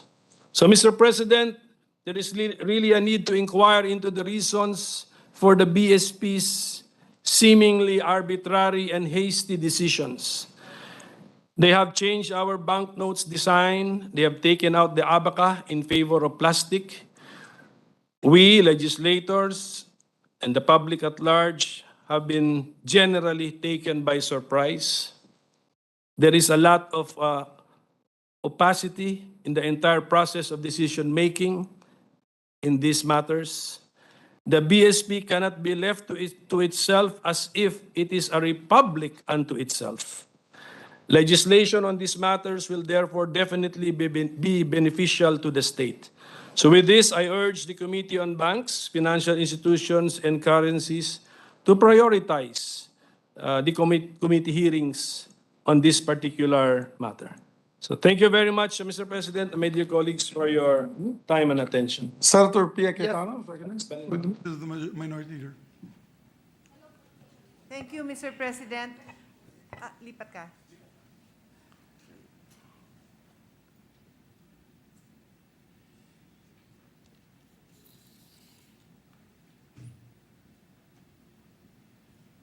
Calling on Senator Angara, it gives him great joy to see me moving in different podiums. So I'm here now in the center back. Okay. Where is he? Anyway, it's upstairs, Your Honor. Just to put on record, Mr. President, that he's upstairs. So. In the room. Yes, please go Yes, ahead. with the permission of the Minority Floor Leader. Actually, Mr. President, I actually also have a resolution. I actually don't know if I filed it because I was still studying the measure. And I agree with the Minority Floor Leader that we should study this further. So with his permission, can I just maybe add to the questions that he himself has already propounded? It's up to his honor if he would like to reply, make a comment, or just note my observations. Most welcome, Mr. President. Thank you. Mr. President, in an issuance of Bangko Sentral, which has a parang eagle na nakaganito. So yun na yung isa mo, that was one of the logos, no? Can we show the pictures? I'd Can we rather show see that than our photos. Actually, That's their actually, logo. That's with their the new permission logo. of our two colleagues, Yes, please. that new logo looks like an Indonesian logo. I always mistake it for Indonesia. Indonesia also has that Garuda type logo. What did this honor mention what year this was adopted? What year did this new logo start appearing? Last year? That is one of the questions that we want to ask, Mr. President, because in the polymer note, yung bago, which they have issued 10 million and then additional 490 million soon, yan na po ang logo, sa left side, yung new logo, is the one found on the note. Okay. Wala na po itong Nasa right. nasa right. Oh, but then, since there are two other designs, both legal tender, yan pa po the old logo is still the one in the old notes, understandably, kasi printed ito beforehand. And if you pass by the building of the BSP, It's the new. it's still the old logo. It's the old. It's still the old logo in their there on display in their building. Bakit kaya yun ang nahuli, ano? So yun po, medyo itatanong po natin yan. And then, ganito lang ba kadali magbago ng logo? Wala bang cost ito? I mean, at then are they also conscious of the cost? And then, since Her Honor already mentioned the similarity of the new BSP logo with maybe an existing logo, or reminds her of an The Senate President is the one who mentioned. the Senate President of an existing logo. Actually, Your Honors, I really prefer the old logo because the old logo really looks like a Philippine eagle. It's distinct, the Philippine eagle. The old logo, the old logo is what I like. It looks like a Philippine eagle. The new logo, it does not look like a Philippine eagle. And there, if you look into the Indonesian page, if you Google Indonesia and symbols of Indonesia, yan ang lumalabas. Parang Garuda, which is a half man, half eagle, the sign. So, yan ba yun? Pinapakita ako ng Sergeant at Arms. Mr. President, I was also going to say, it reminds me something, and then I thought of asking Senator, former Chief of PNP Chief, now Senator Bato de la Rosa, na di ba parang it reminded me of like the Air Force logo. Oh, and he confirms, let the record show that he said Philippine Air Force. So anyway, kasi when I saw it, I was like, it reminds me of something, and that's what I was thinking of. Anyway, let's move on. Yes. So I was just commenting that in one of these digital document that I have, It is a BSP document, and I'm sure His Honor has seen this. The title of the document is Why 1,000 Piso Polymer Banknotes Smarter, Cleaner, and Stronger. Hashtag Piso with benefits. Hashtag smarter, cleaner, stronger. Okay. So inaral ko to in preparation of my, let the record show, natatawa ang Minority Floor Leader and the Senate President. Saan ho kayo natawa dun sa hashtags? Hashtag Piso with benefits and smarter, cleaner, and stronger. So I was studying this in preparation of my my resolution as well, and I was struck by a statement in bold that it's the second point that they're raising here, that it is more sustainable and environmentally friendly. So the Minority Floor Leader covered a lot of issues in his privilege speech. I'll just focus perhaps on this sustainability issue.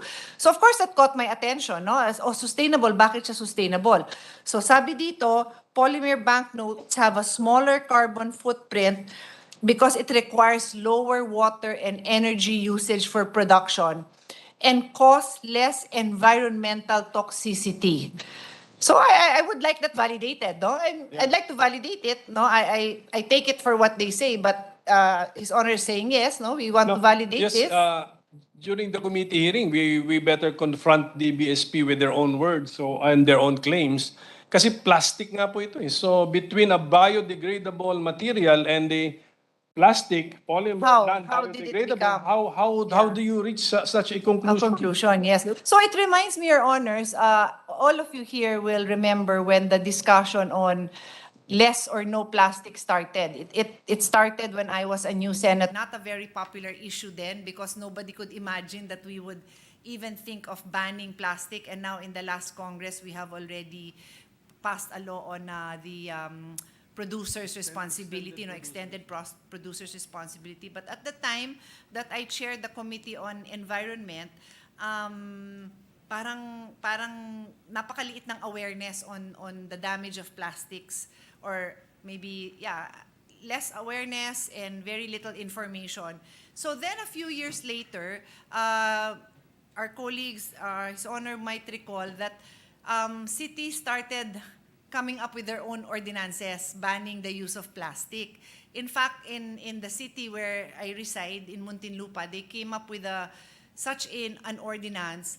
And then, I won't name the name of the bakery, but one day, I was walking in the mall, and I saw a sign that bakery, it said close for violation of the ordinance that banned the use of, nagnanad ang inyong staff, siguro alam niya to. yung use ng single ply plastic, ano. Kwento ko na lang sa inyo kung ano yung brand na yun kasi masarap yung tinapay dun eh. So nagulat ako, sabi ko, wow, talagang the political will, no, to close it down.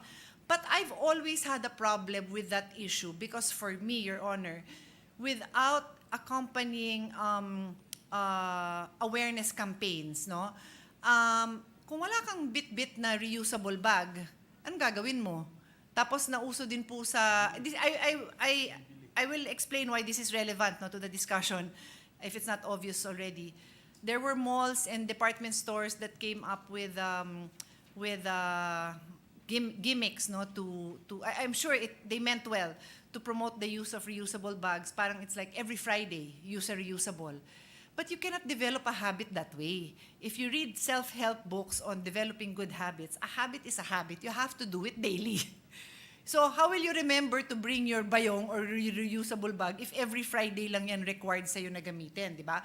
So on that note, Your Honor, I started wondering if we shift to paper and not reusable bayongs because the shift was to paper. So if you notice, if you did takeouts, ang daming brown paper bags. Sabi ko, wow, how many trees are destroyed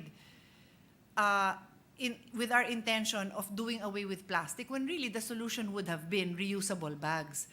Pero because we feel that, I guess the decision was you cannot demand of the consumers to be responsible, which I think is not correct. We should be responsible.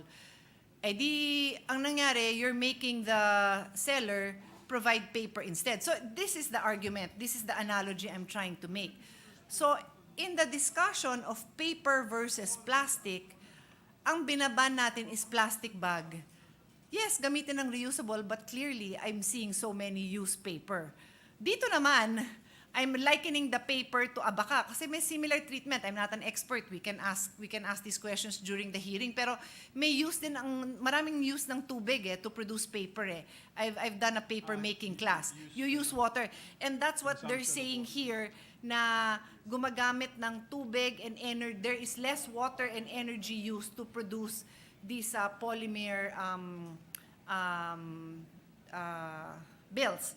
So now, and the minority floor leader, the sponsor mentioned it, in what way siya naging sustainable, di ba?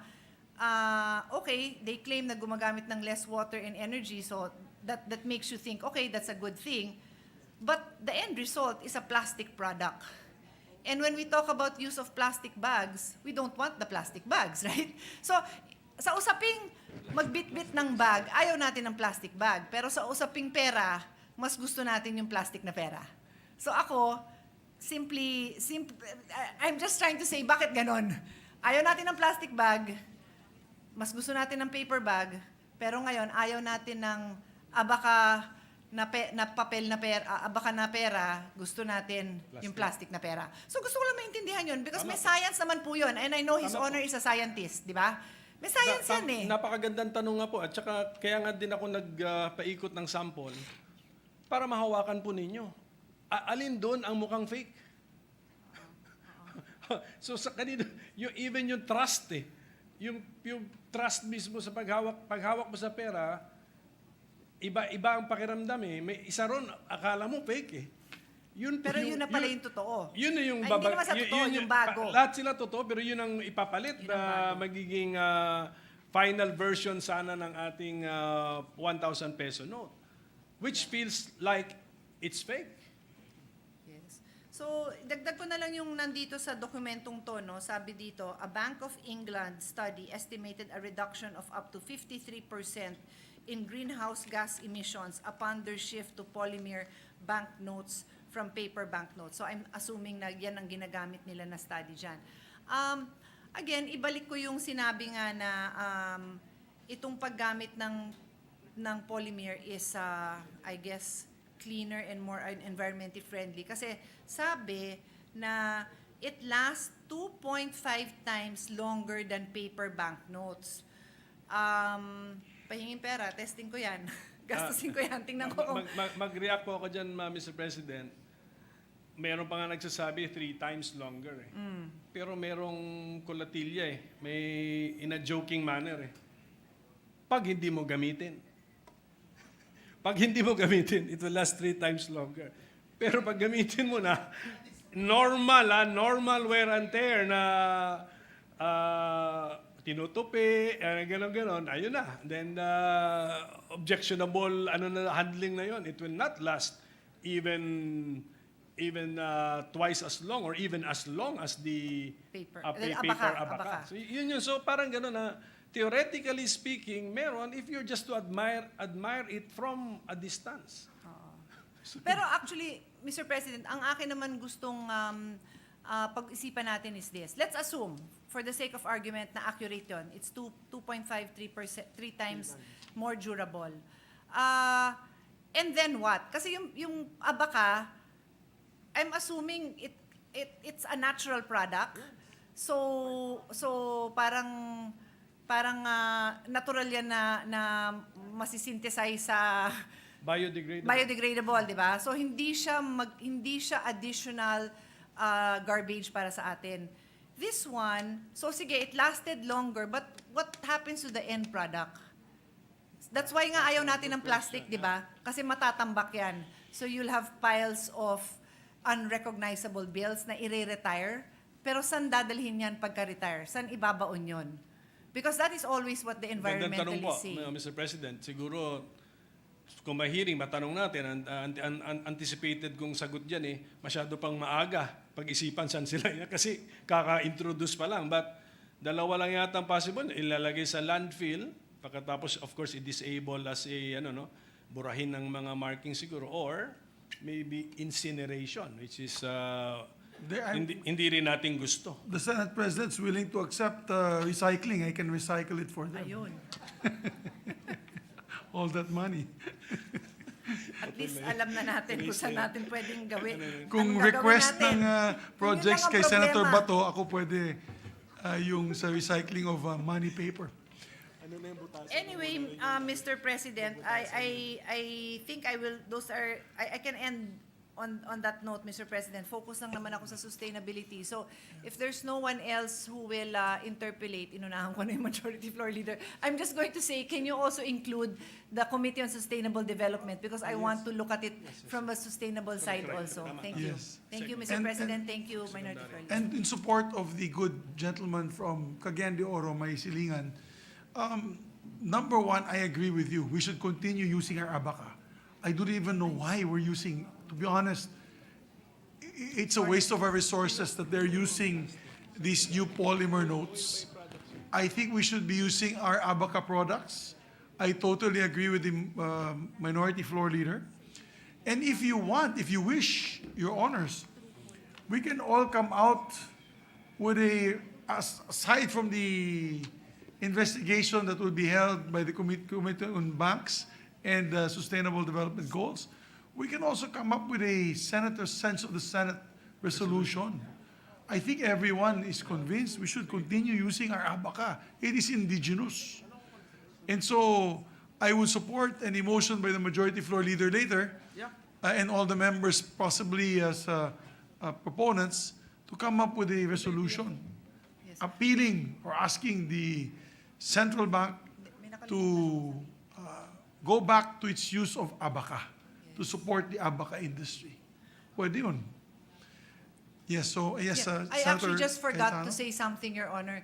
So in the end, what I feel my responsibility is to the Senate is to bring to our attention all the sustainability issues here and to weigh one against the other, because as we talk of, as Bangko Sentral uses the word sustainability because of their data that it's 2.5 times more durable and so on and so forth. We already had that discussion as to, but where will it go? And so I bring up SDG number 8, which is about decent work, which brings it back to the concerns of the farmer.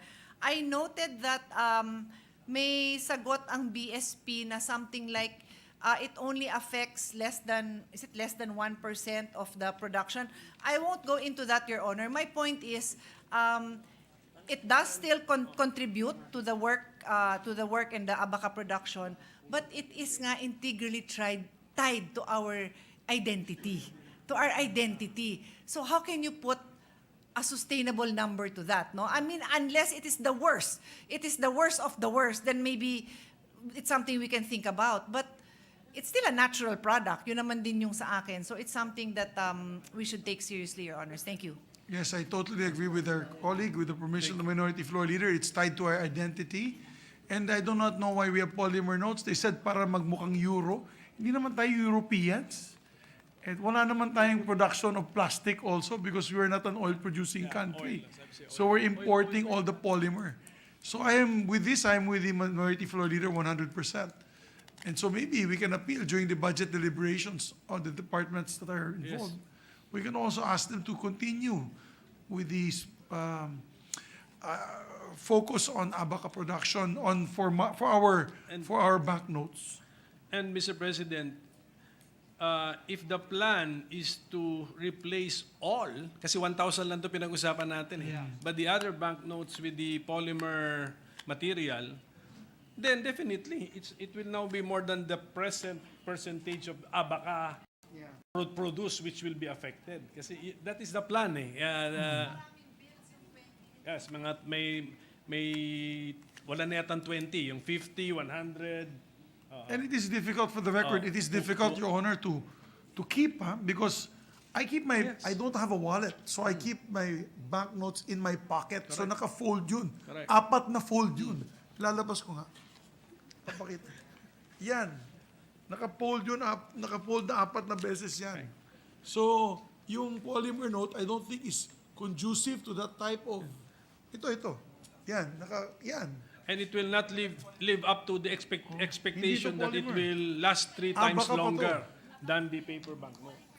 Baka pa to, if you do that to polymer, sira-sira yun. That's correct, Mr. President. So not practical. I welcome the suggestion of the Senate President to come up with a sense of the Senate, and we will work on that on a bipartisan manner, Mr. President. You have my Thank support, you. sir. Thank you.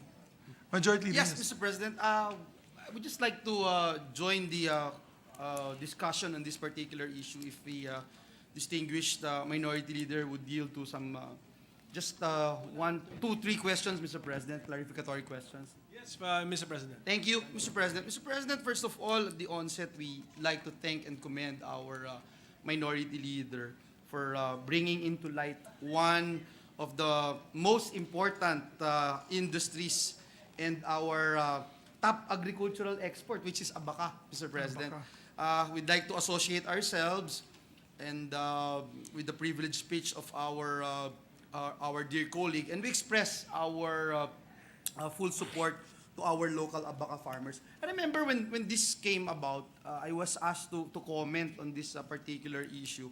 My only comment, Mr. President, is kung meron tayong tungkol dito sa paggawa ng salapi, dalawang bagay lang, practicality at security. Yun lang naman yung most important consideration. You can easily use itong salapi na ating pinag-uusapan in any transaction with sufficient safeguards against counterfeiting. Now, Mr. President, the minority leader is correct in stating a while ago the importance of our abaca industry. We are known for this agri-product since it is endemic to our country, internationally known as Manila hemp. We supply about 86.1% of the world's abaca fiber requirements. And so, Mr. President, that's how important this industry is. Aside from us, only Ecuador, Costa Rica commercially produce abaca fiber. It is our leading agricultural export product, with total exports amounting to $1.64 billion in 2020. I'm actually surprised to find out about this figure, Mr. President. So my first question, Mr. President, distinguished colleague, is that are we running out of supply? Kaya hindi na natin gagamitin itong ating abaca? And how big is the impact of the change to polymer affected the industry, Mr. President? One thing for sure, Mr. President, we are not running out of supply. Supply is not the reason for the shift. But the impact, I talked to the industry, hindi pa nila masabi sa akin kasi nga experimental stage pa lang ngayon eh. So there are still banknotes there with abaca, and then experimental on the 1,000 peso polymer. But supply is not the issue. The Philippine abaca industry can supply the BSP and all of its suppliers or contractors with all the abaca they need to incorporate in our banknotes, Mr. President. Thank you, Mr. President, and I agree with you because we have senators here from different provinces of the country. Senator Robin Hood is from Bicol, Senator Bato is from Mindanao, Senator Francis Tolentino, Senator Bong Revilla, they're all from Cavite. E napakadami pong matatagpuan sa mga lugar na ito na sakahan ng abaca. Sa Catanduanes lang po, Ginoong Pangulo, I was given a chance to go there several times. Ilang beses nakita natin yung magnitude na pinuproduce nila. The province supplies a third of the total annual production of the country. Ang probinsya po ng Catanduanes. Ang Northern Samar po, Davao Oriental, ang susunod na pinakamalaking producer ng produktong ito. And so abaca is the strongest among plant fibers. It has best reputation for strength and tenacity and is technically 3 times stronger than cotton and 2 times stronger than sisal. Sisal is one of the wild varieties of fiber acquired from the leaves of a sisal plant. And this plant, as I was told, is part of the family of Mexican agave, Mr. President. As indicated in the Philippine Abaca Industry Roadmap 2021-2025, historical accounts would show that since 1820s, Mr. President, when sample of abaca fiber was brought to the United States by an American lieutenant of the U.S. Navy, abaca became well known as one of the strongest materials for marine cordage because of its superior tensile strength and proven durability underwater. And so, Mr. President, kanina nagtataka ako dahil there was a statement, I am not sure if I heard it right, that it came, I don't know if it's from Senator Pia, that the BSP, stronger, yeah. That's what we were told, no? And Polymer strong. na they are stronger. That polymer is about what, 2 to 5 times, if I recall it right, stronger than abaca or than paper. Or, Mr. President, I just wanted to get the comment of our dear minority leader about this, because parang even just by looking at the banknotes that the distinguished minority leader showed us a while ago, parang kitang-kita mo kung ano yung Correct. mas stronger, Mr. President. Yes, Mr. President, I think the use of the adjective strong or stronger is misplaced. Ang gusto nilang sabihin actually is they expect the polymer note to last 2 to 3 times longer than the abaca banknote. More on a theoretical guess. And then, parang theoretical lang po yan, prediction. And then, ang assumptions po nila is that the handling is a artificial handling of the banknote. Dapat ang assumptions mo dyan, how long the banknote will last. Look at the real handling by the customers, by the users, the people who will use the banknote. Not when it is displayed, Mr. President. Not when it is displayed, not when you say na merong wallet of sufficient length to accommodate it and it rests peacefully in the wallet and the wallet is not even folded. Ganon. So, kung ganon,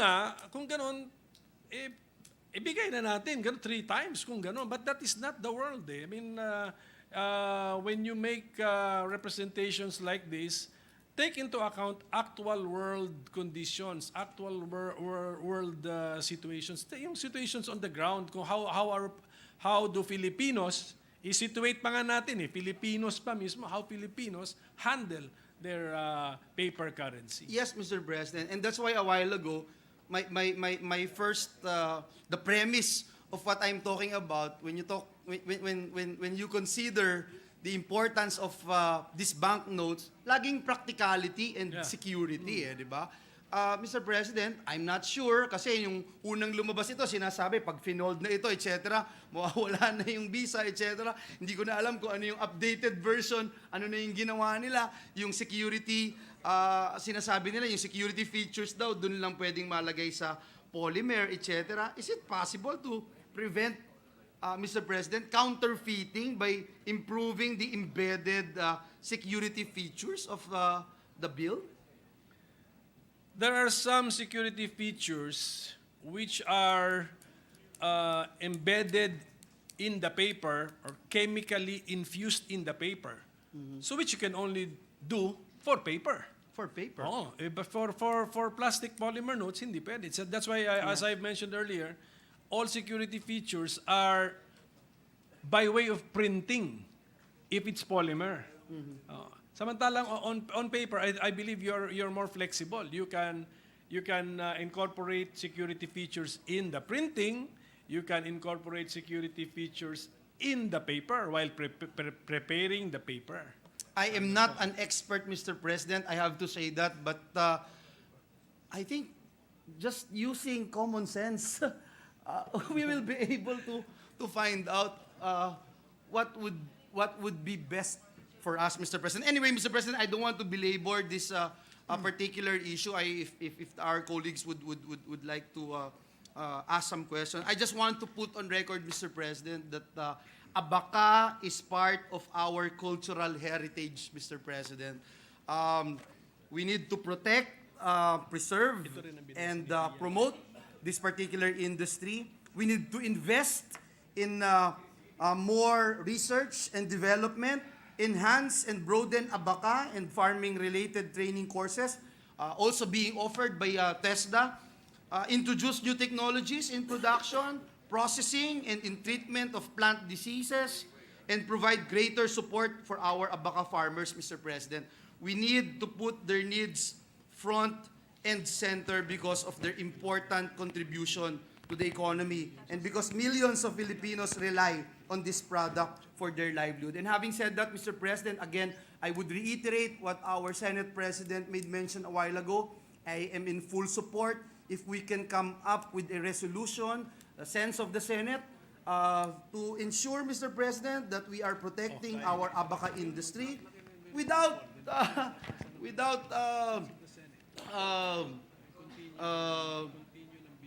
without ignoring the challenges that we are facing in producing our banknotes, Mr. President. Again, I thank our Minority Leader for allowing this representation to ask some questions, and I look forward to participating in the coming hearings in the Committee on Banks and the Committee on Sustainable Development Goals. Thank you, Mr. President. Thank you, Minority Leader. Just a manifestation. Senator Tolentino is recognized.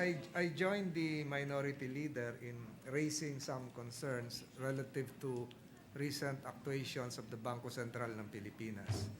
The change of the logo, the change of the material being used in our currency, and thirdly, it would appear that previous statements by the Bangko Sentral would not reflect the current Philippine peso fluctuation. There were statements made before that they would not raise the interest rates, but eventually they followed the U.S. Federal Reserve.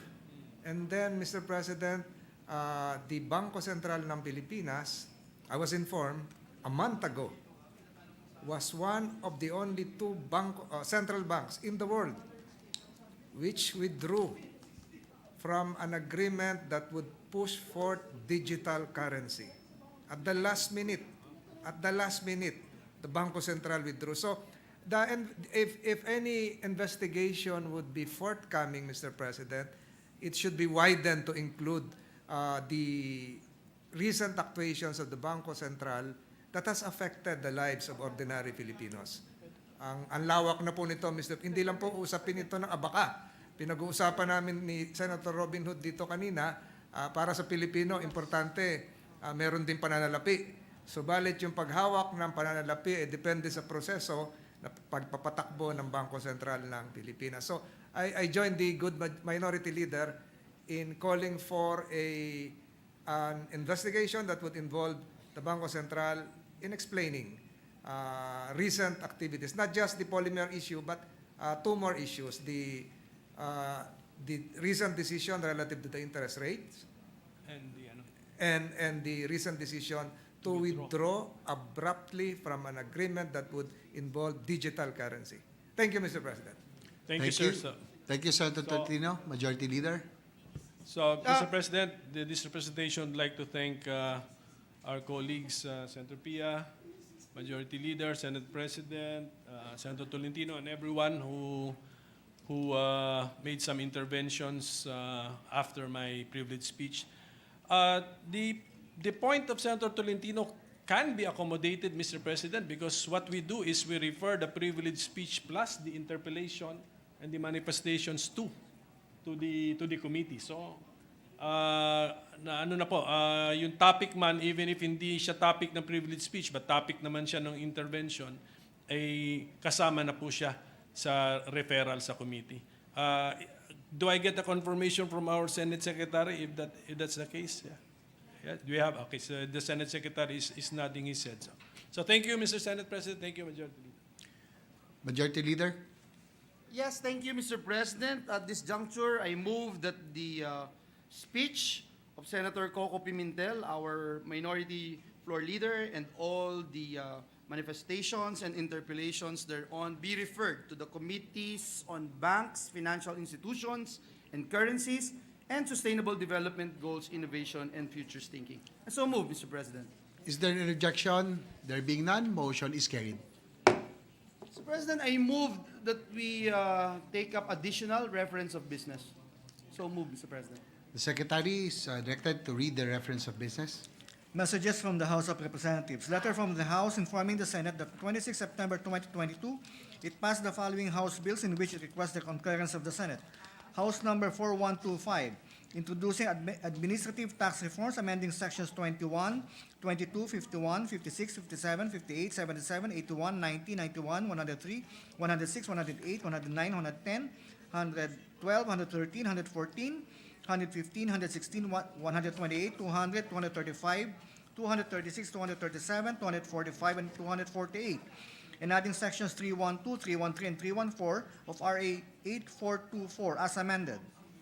Referred to the Committee on Ways and Means. 4896, declaring the 16th day of May of every year a special working holiday to be known as the National Education Support Personnel Day. Referred to the Committee on Basic Education and Higher Technical and Vocational Education. 5001, mandating private higher education institutions to waive the college entrance examination fees to underprivileged graduating high school students and high school graduates belonging to the top 10% of their graduating class. Referred to the Committees on Higher Technical and Vocational Education and Basic Education. 4838, declaring June 15 of every year a special non-working holiday in the province of Pampanga. Referred to the Committee on Local Government. Sorry, sir. 4839, declaring June 17 of every year a special non-working holiday in the city of Lapu-Lapu, province of Cebu. 4840, declaring January 16 of every year a special non-working holiday in Dapa, Surigao del Norte, in celebration of the feast of its patron saint, the Holy Santo Niño. Referred to the Committee on Local Government. 4841, creating a barangay in the city of Taguig to be known as Barangay Tanyag. 4842, separating the seizures of Ileb, New Colayo Village, Kinama, and Nambaran Daya from Barangay Nambaran in the city of Tabuk, province of Kalinga, and constituting them into a distinct and independent barangay to be known as Barangay Nambaran East. 4843, creating a barangay in the municipality of Carmen, province of Surigao del Sur, to be known as Barangay Hinapoyan. 4844, creating a barangay in Barobo, Surigao del Sur, to be known as Barangay Ginhalinan. 4845, creating a barangay in Nabunturan, Davao de Oro, to be known as Barangay Bukal. Referred to the Committees on Local Government and Electoral Reforms and People's Participation. Letter from the House informing the Senate that on 26 September 2022, it designated Representatives Chanco, Marcos, Asidre, Gatchalian, Romulo, Almario, and Enciso VIII as conferees to the Bicameral Conference Committee on the disagreeing provisions of House Number 14, and in anticipation of the approval of the Senate of its counterpart, Senate Number 1310. Referred to the Committee on Rules. Letter from the House informing the Senate that on 26 September 2022, it designated Representatives Dalog Jr., Barsaga Jr., Ferrer, Olivares, and Abalos as conferees to the Bicameral Conference Committee on the disagreeing provisions of House Number 4673, and in anticipation of the approval of the Senate of its counterpart, Senate Number 1306. Referred to the Committee on Rules. Bills on first reading, Senate Number 1346, introducing administrative tax reforms, amending sections 22, 51, 56, 57, 58, 77, 81, 90, 91, 103, 106, 108, 109, 110, 112, 113, 114, 115, 116, 117, 118, 119, 120, 128, 200, 236, 237, 245, and 248 of the NIRC as amended and for other purposes, Senator Gatchalian. Referred to the Committee on Ways and Means. 1347, amending sections 22, 24, 25, 27, 28, 32, 34, 37, 38, 39, 42, 51, 52, 54, 56, 57, 73, 108, 121, 122, 123, 174, 176, 179, 181, 182, 183, 184, 185, 186, 187, 195, 198, and 199, and repealing sections 127, 175, 177, 178, 180, 188, 192, and 193, all under RA 8424, as amended and for other purposes, Senator Gatchalian. Referred to the Committee on Ways and Means. 1348, amending sections 48, 177, 176, 181, 194, and 238 of PD 612 as amended by Senator Lapid. Referred to the Committee on Banks, Financial Institutions, and Currencies. 1349, strengthening the Citizen Armed Forces of the Philippines, mandating the ROTC program in public and private tertiary level educational institutions, including technical vocational institutions, appropriating funds therefore and for other purposes, Senator De La Rosa.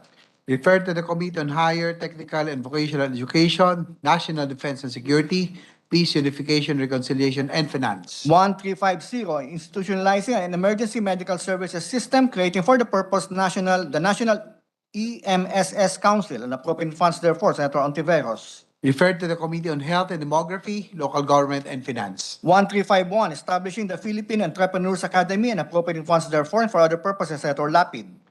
Referred to the Committee on Higher, Technical, and Vocational Education, Trade, Commerce, and Entrepreneurship, Ways and Means, and Finance. 1352, maintaining and preserving Filipino films, creating the National Film Archive of the Philippines, appropriating funds and for other purposes, Senator Lapid. Referred to the Committee on Public Information and Mass Media, Culture and Arts, and Finance. Resolutions. Proposed Senate Resolution number 236, congratulating and commending the Filipino athletes who represented us in the 2022 Southeast Asian Triathlon Association race held in Desaru, Malaysia. Senator Lapid. Referred to the Committee on Rules. 237, congratulating and commending the Philippine National Badminton Team for winning the silver medal at the 2022 Asia Junior Sports Exchange Games held in Tokyo, Japan. Senator Lapid. Referred to the Committee on Rules. 242, directing the Senate Committee on Agriculture, Food, and Agrarian Reform to investigate on the proliferation of fake fertilizers and conduct an inquiry on the concrete solutions being undertaken by the Fertilizer and Pesticide Authority under the Department of Agriculture. Senator Villar C. Referred to the Committee on Agriculture, Food, and Agrarian Reform. I will take 243. 244, resolution directing the Senate Committee on Ways and Means to conduct an inquiry in aid of legislation on the imposition of value-added tax on importations and local purchases of goods and services directly and exclusively used in the registered project or activity of domestic market enterprises in special economic zones. Senator Pimentel III. Referred to the Committee on Ways and Means. 245, resolution congratulating and commending Filipino scientists Dr. Lourdes Luli Cruz and Dr. Baldomero Toto Olivera, recipients of the 2022 Golden Goose Award. Senator Lapid. Referred to the Committee on Rules. 246, congratulating and commending the Powerlifting Association of the Philippines for their successful campaign representing our country in the 2022 Southeast Asian Cup. Senator Lapid. Referred to the Committee on Rules. 247, congratulating and commending the 7 recipients of the 2022 Ulirang Guro sa Filipino Award. Senator Lapid. Referred to the Committee on Rules. 248, congratulating and commending gymnast Carlos Edriel Yulo for winning the gold, silver, and bronze medal in different categories at the 55th Annual All Japan Seniors Championship. Senator Lapid. Referred to the Committee on Rules. 249, congratulating and commending actress Belinda Bel Mariano for being the first ever Filipina recipient of the Outstanding Asian Award in the 2022 Seoul International Drama Awards held in South Korea. Senator Lapid. Referred to the Committee on Rules. Majority Leader.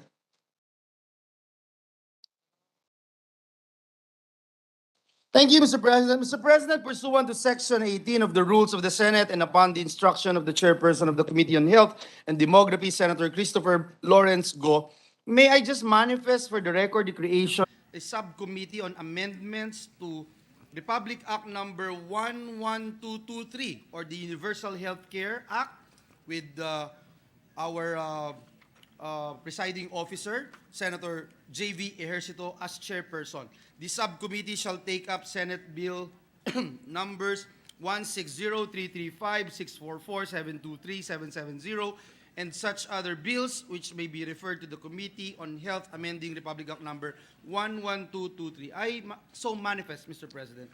Manifestation is noted. Thank you, Mr. President. Mr. President, with the consent of the body, I move to have the secondary committee referral of the following Senate bills to the Committee on Public Order and Dangerous Drugs.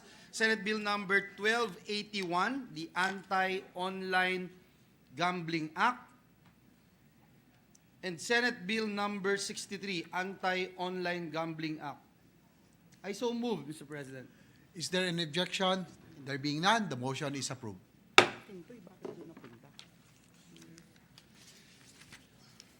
Mr. President, with the consent of the body, I move to transfer the secondary committee referral of the following Senate bills from the Committee on Games and Amusement to the Committee on Public Order and Dangerous Drugs. Senate Resolution number 225, rising number of criminal activities in the country. Senate Resolution number 227, Philippine offshore gaming operations industry. I so move, Mr. President.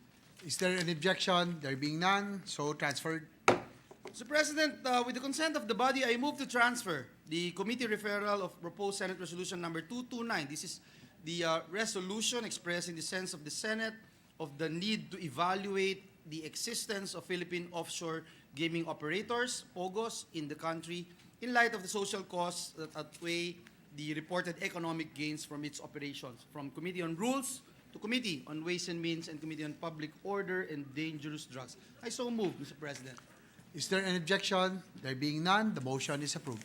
Mr. President, pursuant to Rule 10, Section 13 of the Rules of the Senate, I move to elect Senator Robin Hood Padilla as additional member of the Committee on Banks, Financial Institutions, and Currencies. I so move, Mr. President. Is there an objection? There being none, Senator Robin Hood Padilla is hereby elected as member of the Committee on Banks, Financial Institutions, and Currencies. Thank you, Mr. President. Mr. President, pursuant to Rule 10, Section 13 of the Rules of the Senate, I move to elect Senator Amy Marcos as additional member of the Committee on Trade, Commerce, and Entrepreneurship. I so move, Mr. President.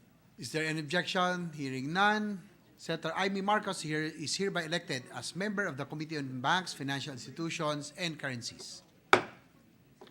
Majority Leader. Thank you, Mr. President. Mr. President, at this juncture, I move that we resume consideration on Committee Report number 3. This is the fiasco behind sugar order number 4. I so move, Mr. President. Is there an objection? Consideration of Committee Report number 3 is in order.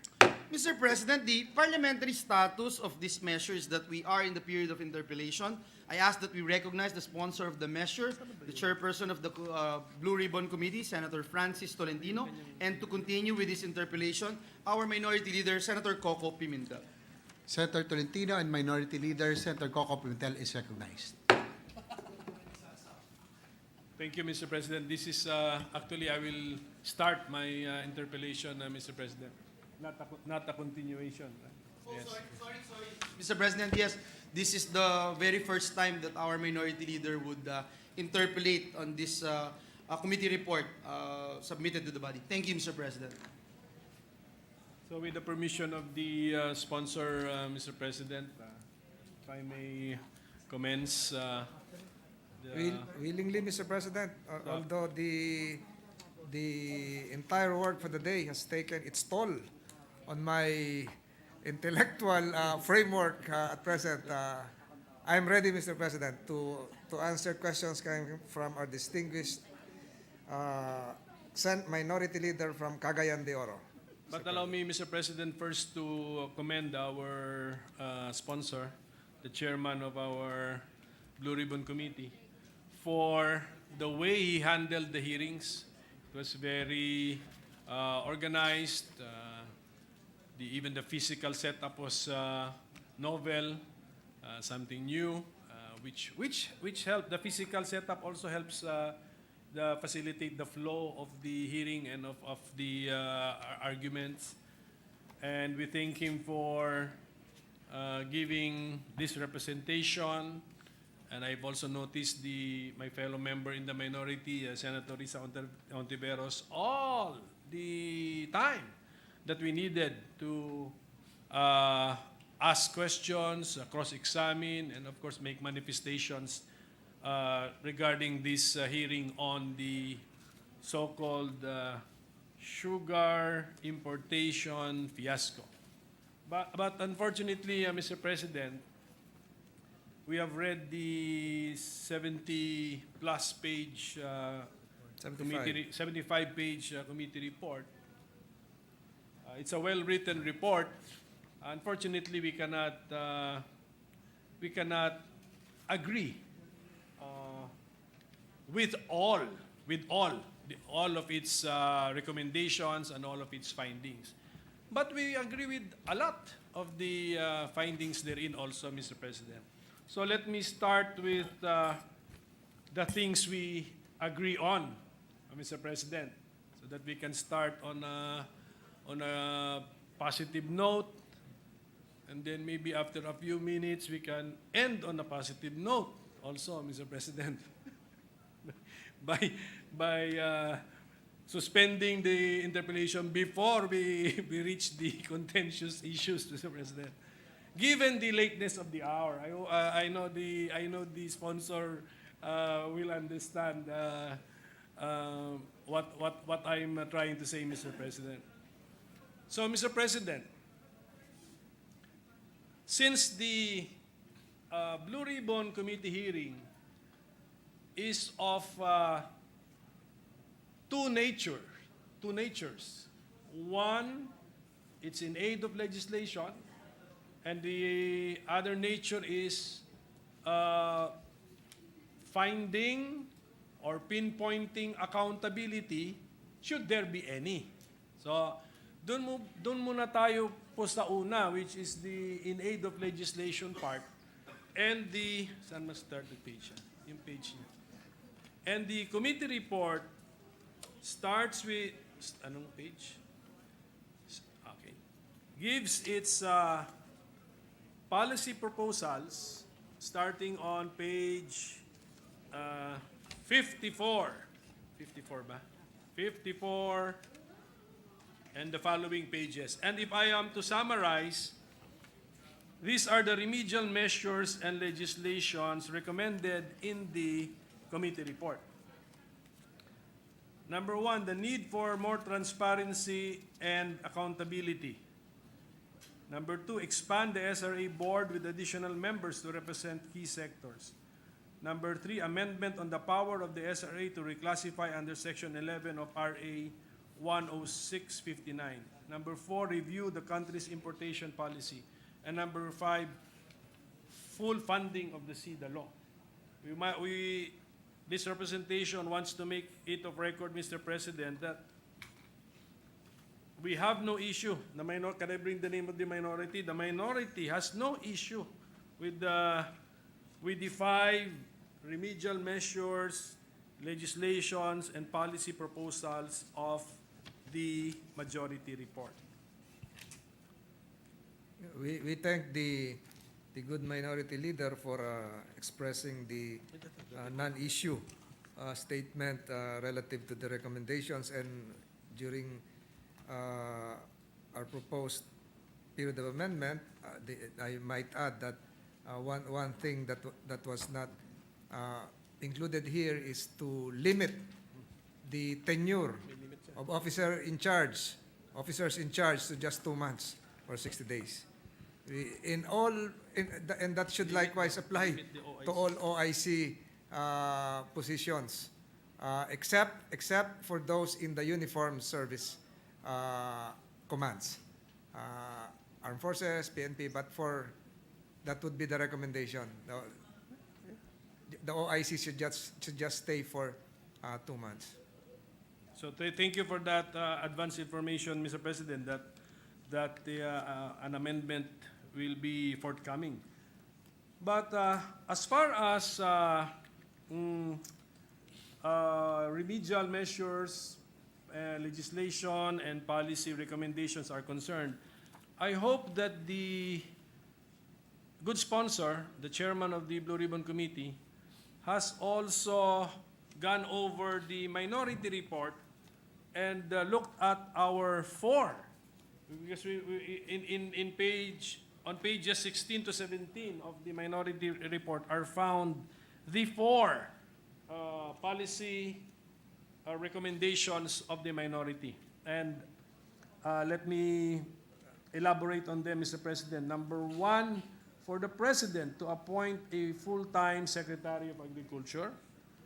Number two, to amend the EO number 18 to strengthen the independence of the board, to expand the composition of the board, and to make the SRA better perform its developmental role. Number three, advance the development of the sugar industry by exerting efforts to strengthen the sugar industry's institutional support mechanisms. And number four, the SRA must immediately resolve the internal conflicts and disagreements afflicting the agency. So my question, Mr. President, is during the period of amendments, is His Honor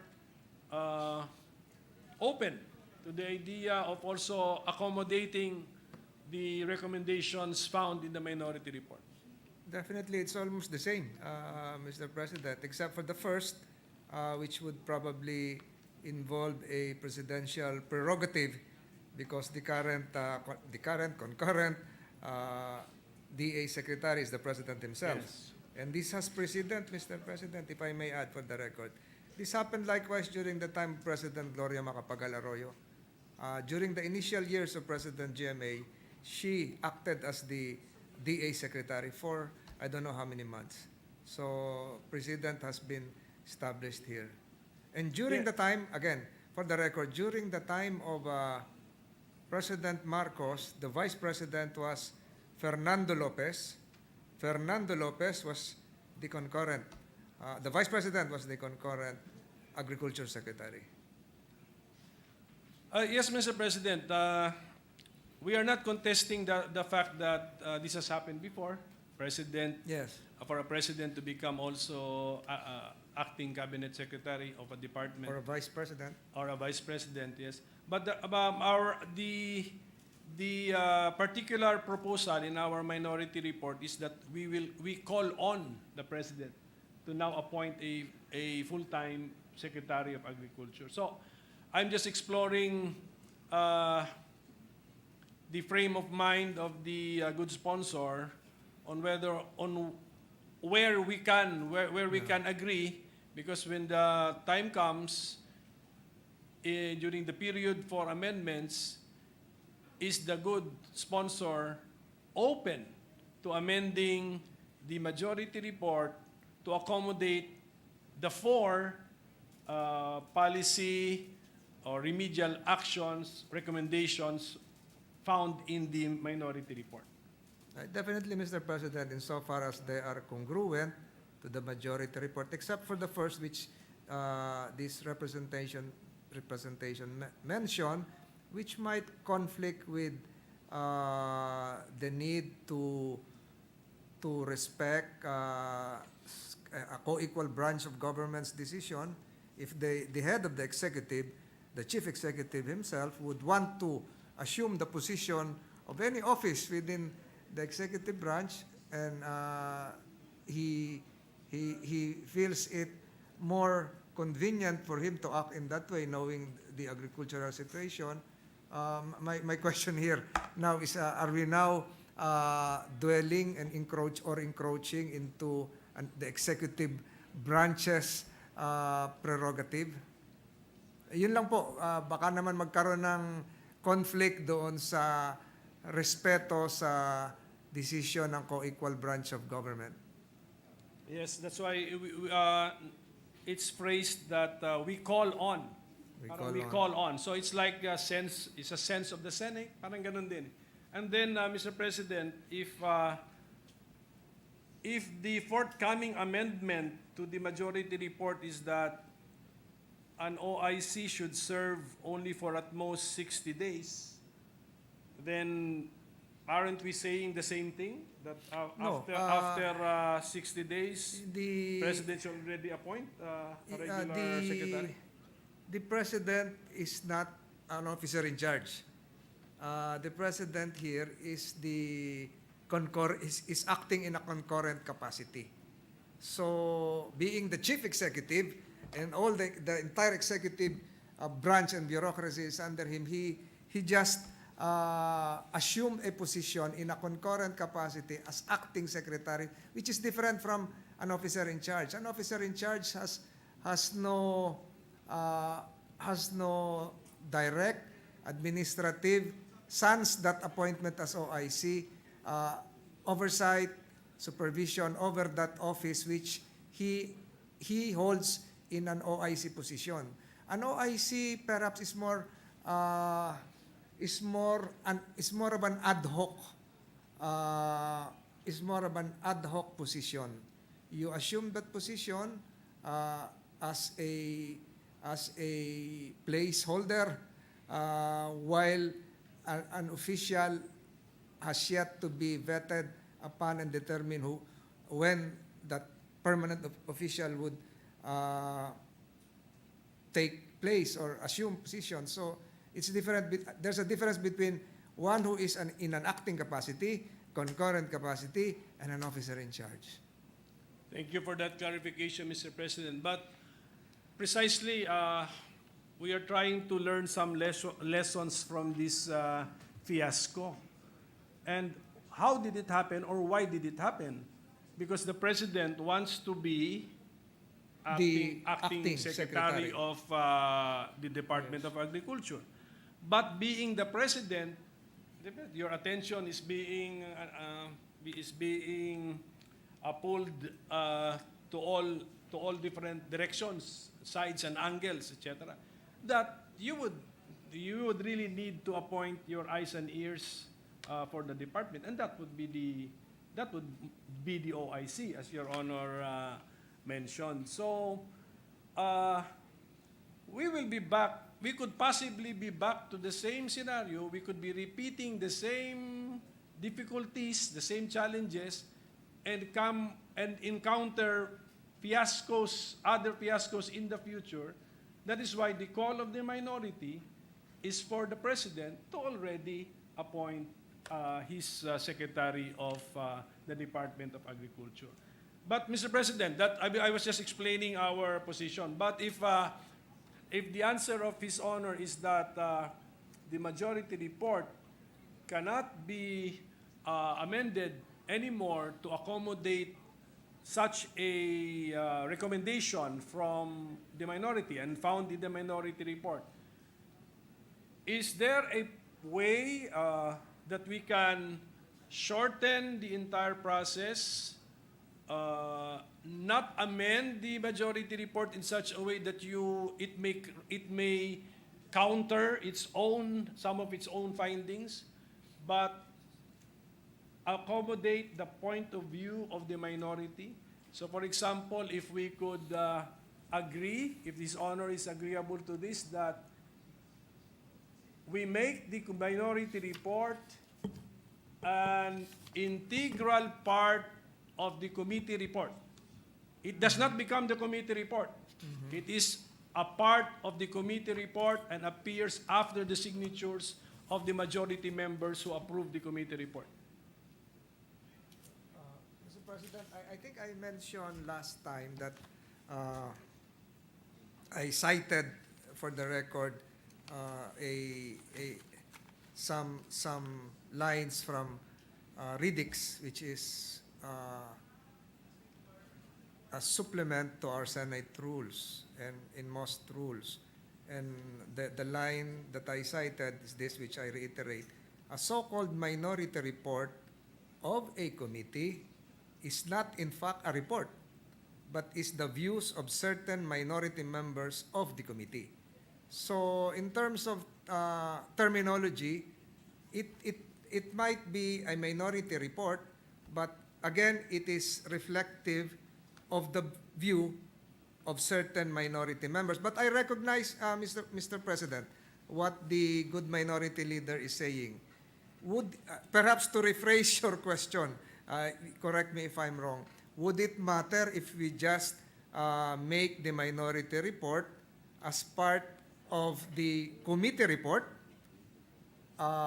without amending the contents of the committee report, but being an integral part of the report, similar to a dissenting opinion of a Supreme Court decision? Is that the flavor of the minority leader's frame of thought, if there is such a thing as flavor? I think His Honor captured the essence of what I want to happen. But I will not compare it with the Supreme Court decisions because I'm not familiar with how they release their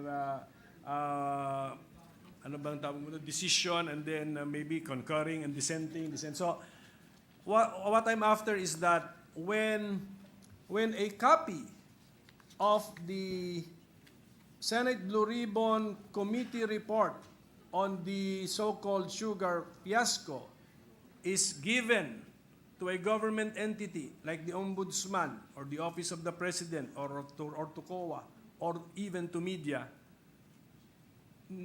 the so-called minority report, which we call the minority report, would be an integral part of the said report, in such a way that when a copy is given, the minority report is automatically a part of the committee report.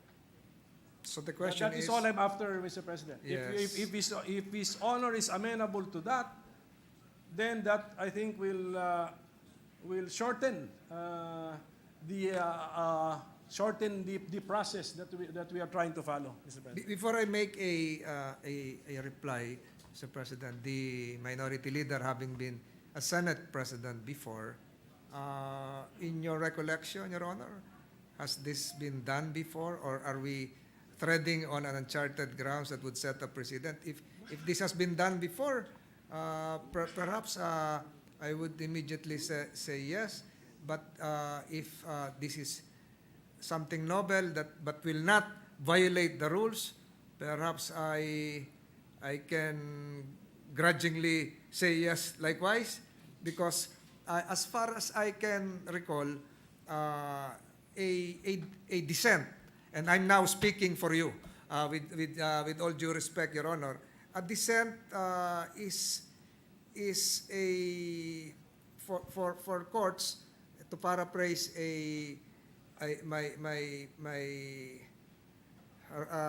what I've learned before, a dissent is a resort of a last resort in an appeal. It is directed to the intelligence of a future day. So some historians, some students of the law, some future senators would probably look at this, some future legislators would probably look at this. Oh, 50 years ago, Senator Pimentel and the minority was right after all. Or 100 years from now, they will say Senator Pimentel and his group was right after all. Or perhaps 150 years from now, and Senator JB is smiling, Senator Tolentino was really correct. So we are now appealing to the intelligence of a future day that perhaps today, as I speak, the majority might be correct. But in future, because the good minority leader talks of lessons a while ago, in future Senates, in future legislative engagements, they might be correct. And we are gone by that time, and the only records that would be left would be the majority report and the minority report for posterity and for the intelligence of future legislators. Thank you, Mr. President. I don't have a personal recollection of whether this has happened during my time as Senate President. But as I understand the rules, there would be no harm, Mr. President, if the request would be accommodated. And actually, our concern is actually the here and now, not really the readers 50 years from now, but the readers in the law enforcement agencies that the committee reports might be sent to, so that they will automatically be given the chance to look at 2 points of view, Mr. President. That's the ultimate objective, and I don't think our rules will be violated, and I do not think that we are starting we may be starting a precedent, but it's not a dangerous precedent. Actually, it may even be a fairer precedent, Mr. President. So with that, Mr. President, before I proceed, while I was seated here and listening to the minority leader deliver his speech concerning Bangko Sentral, I stumbled upon a Supreme Court decision. The same sugar importation which transpired year 2011, the same import quota, the same fiasco involving 500,000 metric tons. To answer again the question, I am in favor of the attachment of the minority report to the committee report. Yes, and the attachment makes it an integral part of the committee report, Mr. President. Thank you very much for that.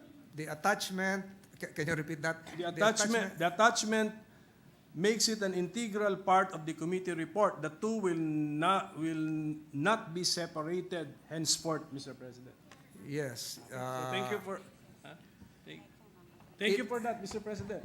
I think that really that will really shorten our process because pagdating po kasi dun sa second part, yung accountability, talagang siguro I believe the minority or this representation cannot change the mind of the majority anymore.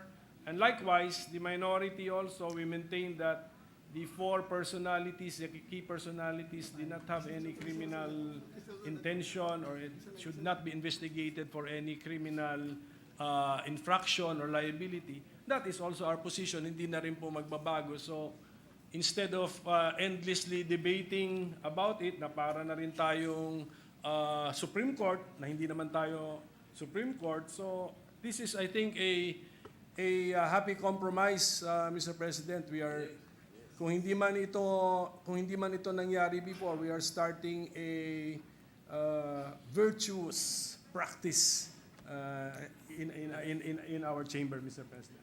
I agree, Mr. President, that even if given another 1 hour, I might be or might not be able to convince forcefully, but I find merits in the counter argument that it is not setting a dangerous precedent.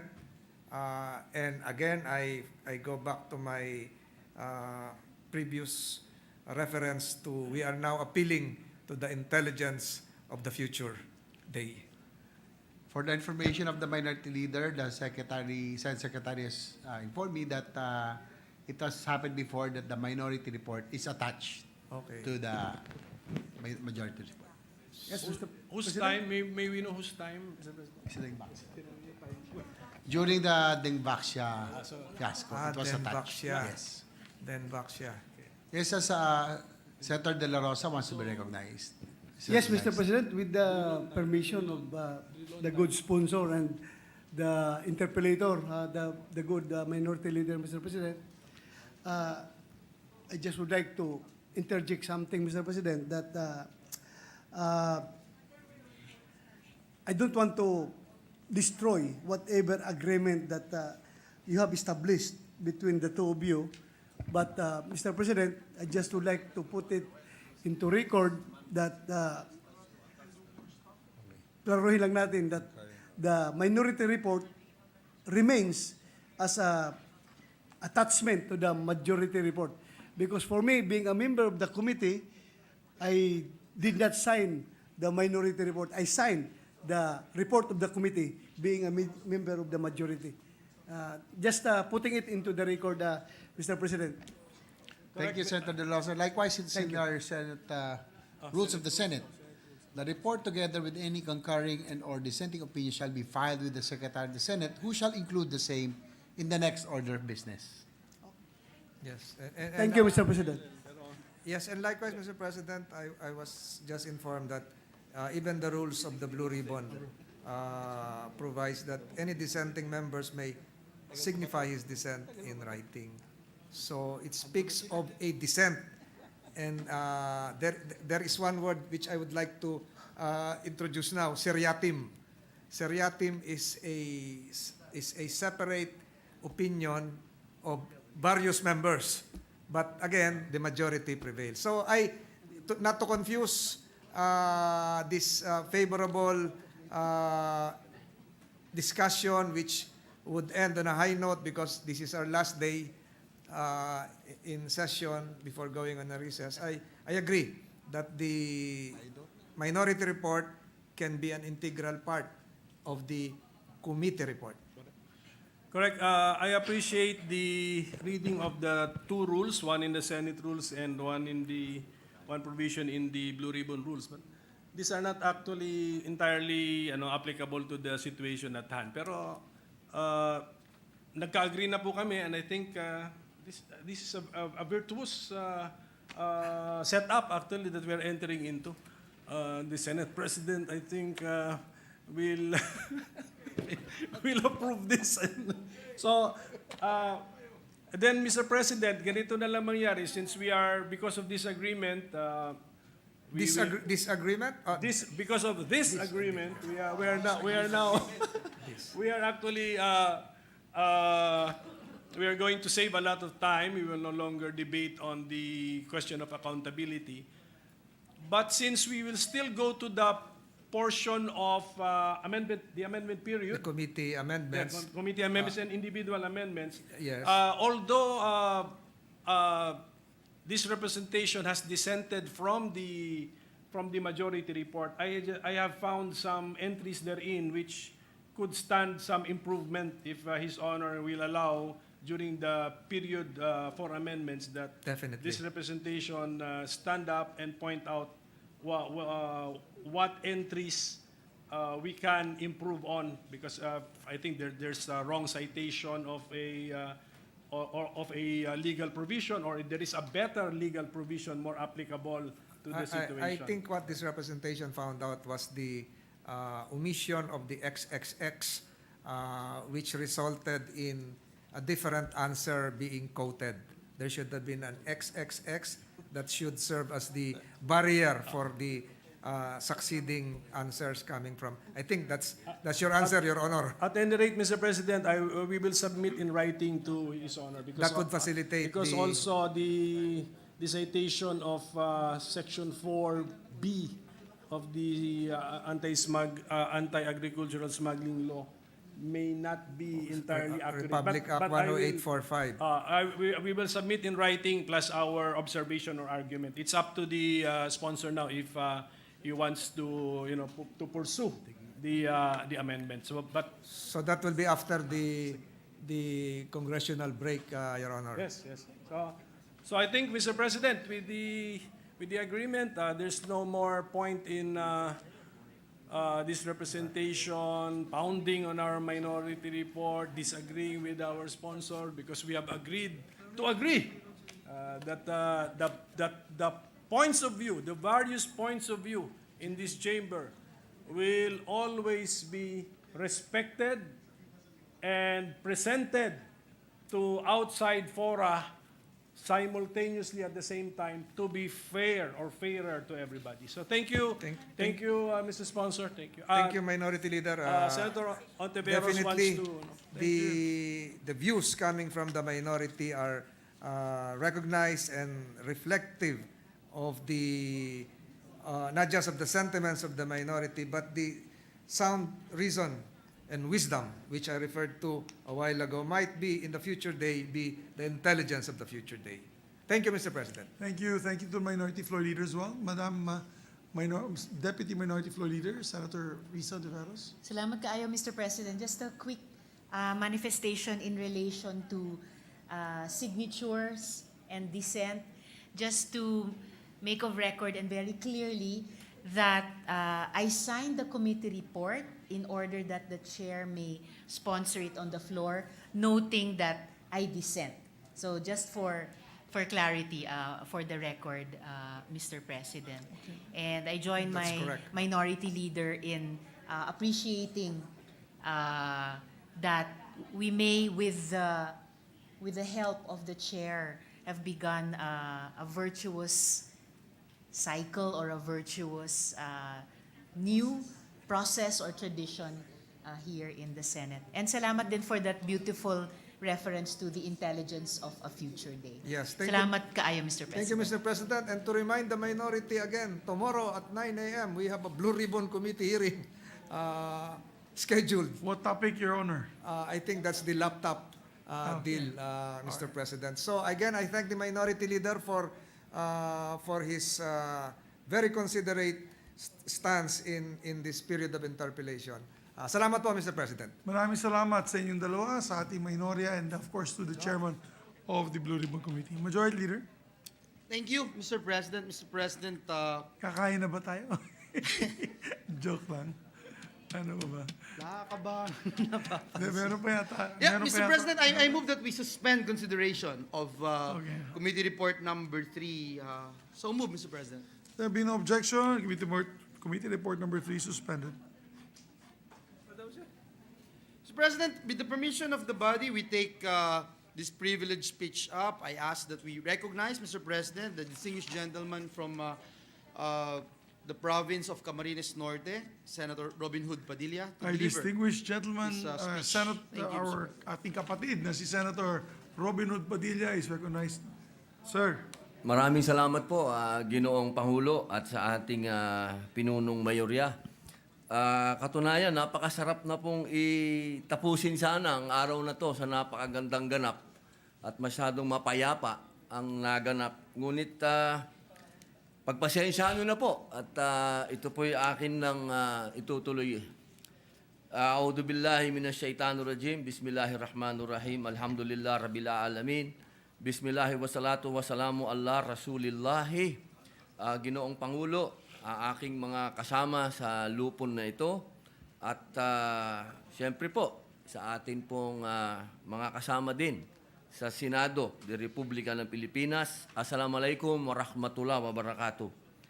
2 linggo na po ang nakaraan nang tumayo ako sa pulpitong ito para maglahad ng isang pribilehiyong talumpati ukol sa isang panukalang batas na malapit po sa aking puso.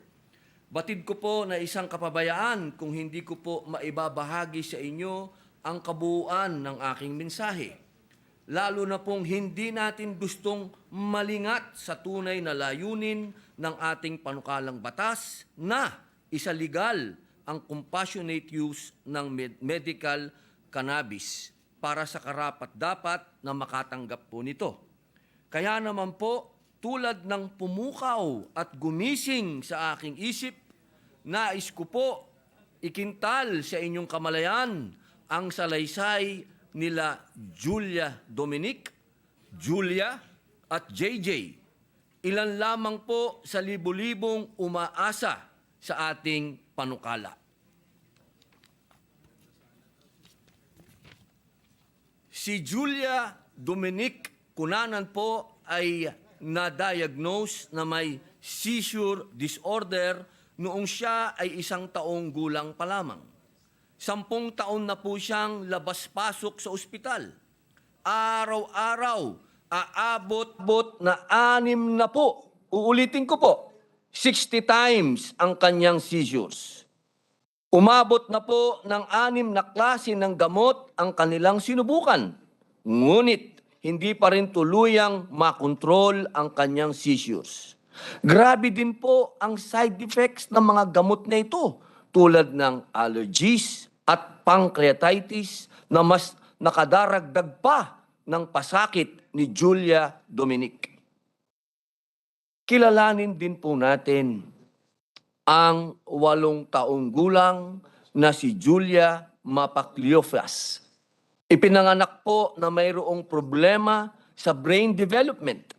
Siya po ay may focal cortical dysplasia, isang brain malformation na nagdudulot ng intractable severe seizures. Umaatake po ito kada oras o minsan kada minuto. Higit sa 100 kada araw po ang dinaranas na seizure attacks ni baby Julia.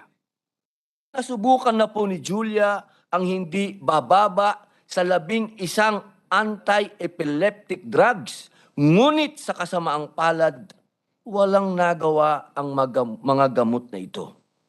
Kahit anumang klaseng kombinasyon ang gamitin para makontrol ang kanyang seizures, bagkus mas lumala pa po ito. Dumaranas pa po ng iba't ibang klase ng mga atake ng seizures si baby Julia.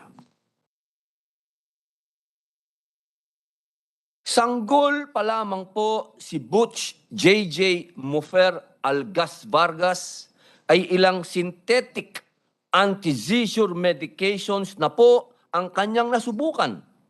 Na-diagnose na po siya na may autism at epilepsy at hanggang sa kasalukuyan sa edad na 30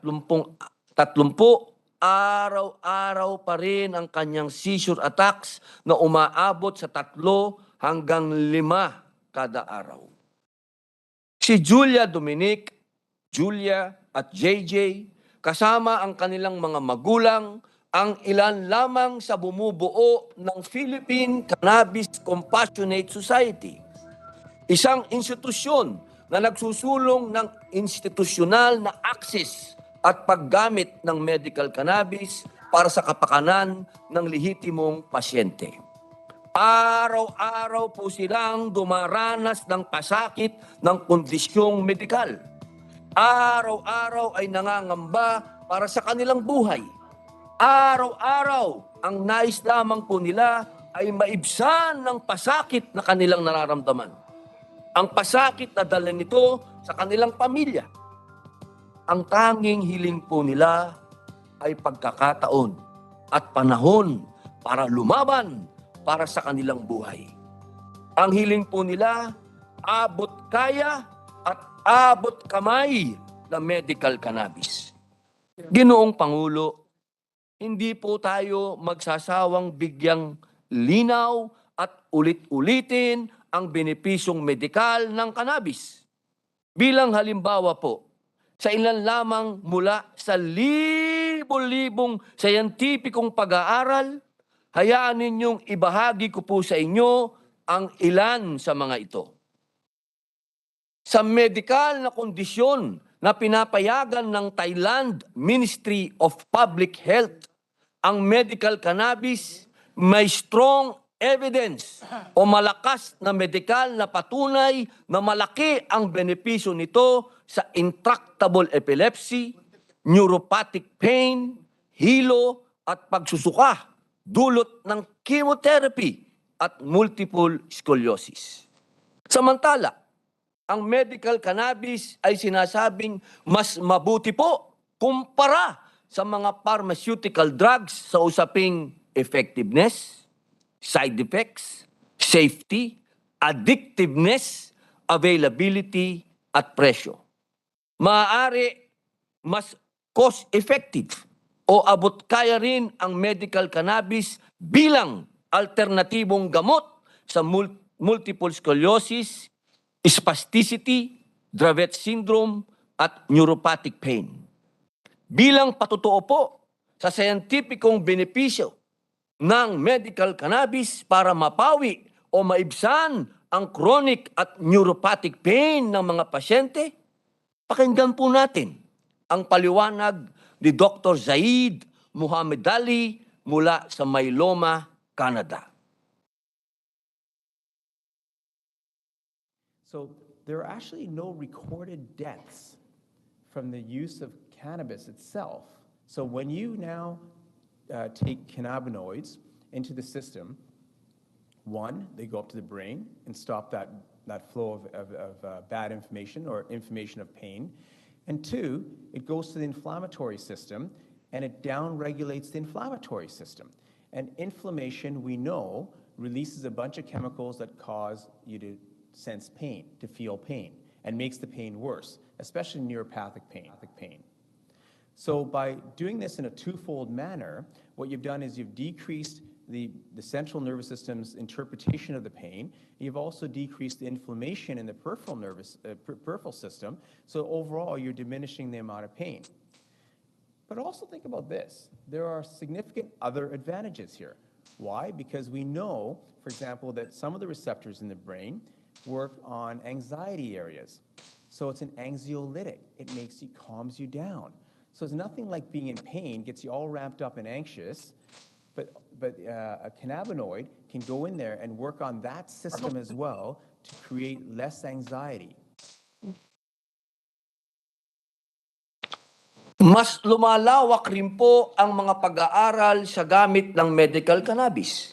Kabilang na ang demensya, isang kalagayang medikal na walang lunas.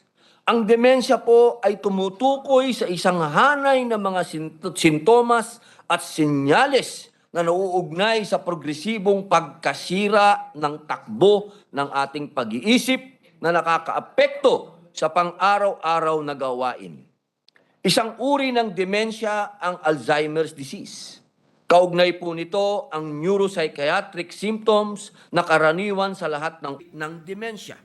Kabilang na po ang agitation, aggression, paggala ng isip, kawalang interes, problema sa pagtulog, depresyon, pagkabalisa, psychosis at eating disorders. Pakinggan po natin ang epekto ng medical cannabis sa isang may karamdaman at ilang eksperto sa video na ito.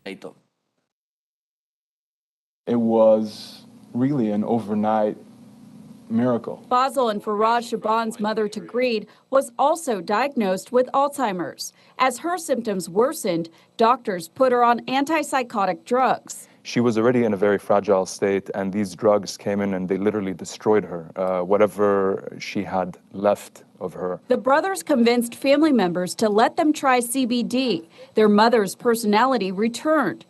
Her agitation and insomnia disappeared. We were so relieved that she would finally be able to sleep. Tagreed is off antipsychotics. Her doctors are curious. They're consulting with us to try to understand what it is that we did and how they can learn from it and apply it in their own practice. Now, an intriguing study suggests cannabis may actually protect the brain. We were looking at botanicals. Scientist Dave Schubert works at the Salk Institute in La Jolla. He studies diseases like Alzheimer's. Alzheimer's is the only one where there's absolutely no reasonable therapy. In a dish, Schubert grew nerve cells taken from a human brain.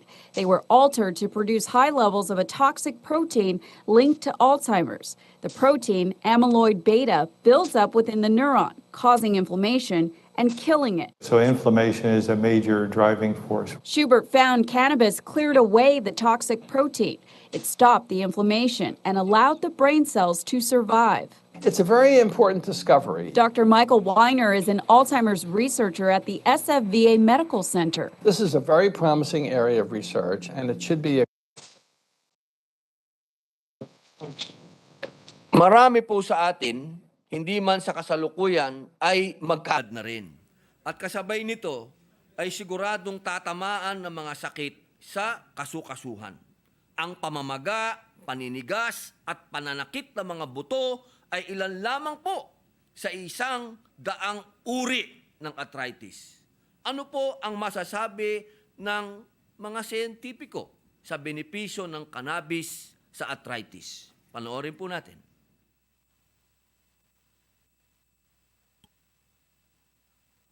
There's been a lot of experimental evidence to show that cannabis can be effective in treating the pains of arthritis, as well as the inflammation and helping with fatigue. But we really need more clinical studies to try and understand the benefits and potential limitations of using cannabis. Ginoong Pangulo, alam po natin na ang sakit sa kalingkingan ay ramdam ng buong katawan. Tulad po sa ating bansa, damang-dama natin ang hirap at pasakit ng ilan sa ating mga kababayan. Ngunit kung gaano po tayo hirap na magbukas ng ating pinto sa paghahanap ng lunas, tila ganun naman po kadali sa ating yakapin ang mga produktong nagdudulot ng mas kapahamakan sa taong bayan. Ang masama pa, ang mga produktong ito na talamak sa ating merkado ang siyang nagdudulot ng sakit ng lipunan. Ginoong tagapangulo, kung ikukumpara po natin ang epekto ng cannabis sa ibang uri ng substances na mas accessible, hindi hamak na lampas-lampasan ang panganib na dulot ng mga alcoholic drinks na sa kasalukuyan ay legal na nabibili at makukonsumo ng sinumang may edad sa 18 pataas sa ating bansa. Sa katunayan pa, sa isang pag-aaral ng Independent Scientific Committee on Drugs mula sa United Kingdom, lumalabas po na ang alkohol ay nakakuha ng 72 na score. Ang pinakamataas pagdating sa panganib nito sa katawan ng gumagamit at panganib sa ibang mga nakapaligid ng isang user. Samantalang ang cannabis ay meron lamang score na 20. Bagamat napakaraming pag-aaral na nagpapatunay sa mga karamdamang at kondisyong maaaring maging epekto ng palagi ang pag-inom at pag-abuso sa alak tulad ng brain damage, mga sakit sa puso, tiyan at atay, diabetes, hemorrhaging, panganib sa pagbubuntis at mataas na tsansa sa pagkakaroon ng kanser. Patid nating lahat na napakaluwag po ng regulasyon dito. Pagdating naman po sa datos sa level ng fatality ng alcohol at cannabis, panoorin po natin ito. There is one drug you won't see on there, even though it is a hell of a lot more dangerous than pot or even cocaine. That's alcohol. The thing about alcohol is it's really bad for you, lethally bad for you. I don't want to be a hypocrite here. I enjoy a drink. But the evidence on this, you cannot run away from it. The Centers for Disease Control and Prevention say there are 88,000 deaths each year attributable to alcohol. About 25,000 of them are just direct overdoses. The numbers here are really amazing. A Columbia University study found that being drunk increases the risk of a fatal accident 13-fold. Pot, by contrast, increases the risk less than 2-fold. Then there's all the other nasty stuff alcohol leads to. It's a big contributor to violence, to crime, to addiction. It breaks up families. It gives people cancer. It gives them liver failure. People forget this, but prohibition, we laugh at it now, but it was happening for a reason. People drank more then, and it was a scourge. So this is... Tulad po ng mga nabanggit sa video, 88,000 ang naitalang bilang ng mga namatay na may kaugnayan sa consumption ng alcohol noong 2010. Samantala, wala pa pong naitalang namatay dahil sa overdose sa marijuana. Bagamat ang alcohol ay tinuturing na isang public health problem, 40% pa rin po ng ating mga kababayang Pilipino ang umiinom ng alak sa bansa. Ang ating pang-araw-araw na karanasan ang magpapatunay ng mga masamang dulot ng sobra-sobrang alak sa katawan ng isang tao.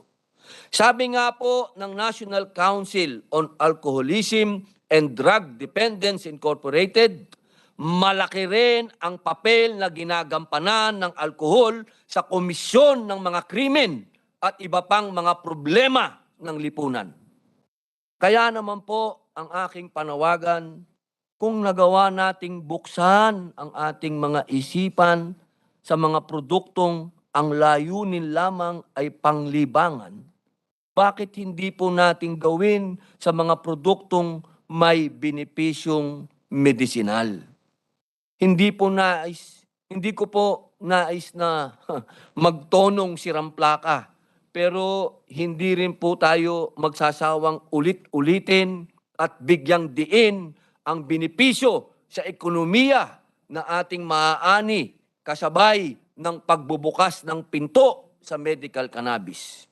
Hindi po natin isasantabi ang potensyal na economic benefits ng mga produktong gawa mula sa mga species na kapamilya ng cannabis para sa industrial use. Panoorin po natin.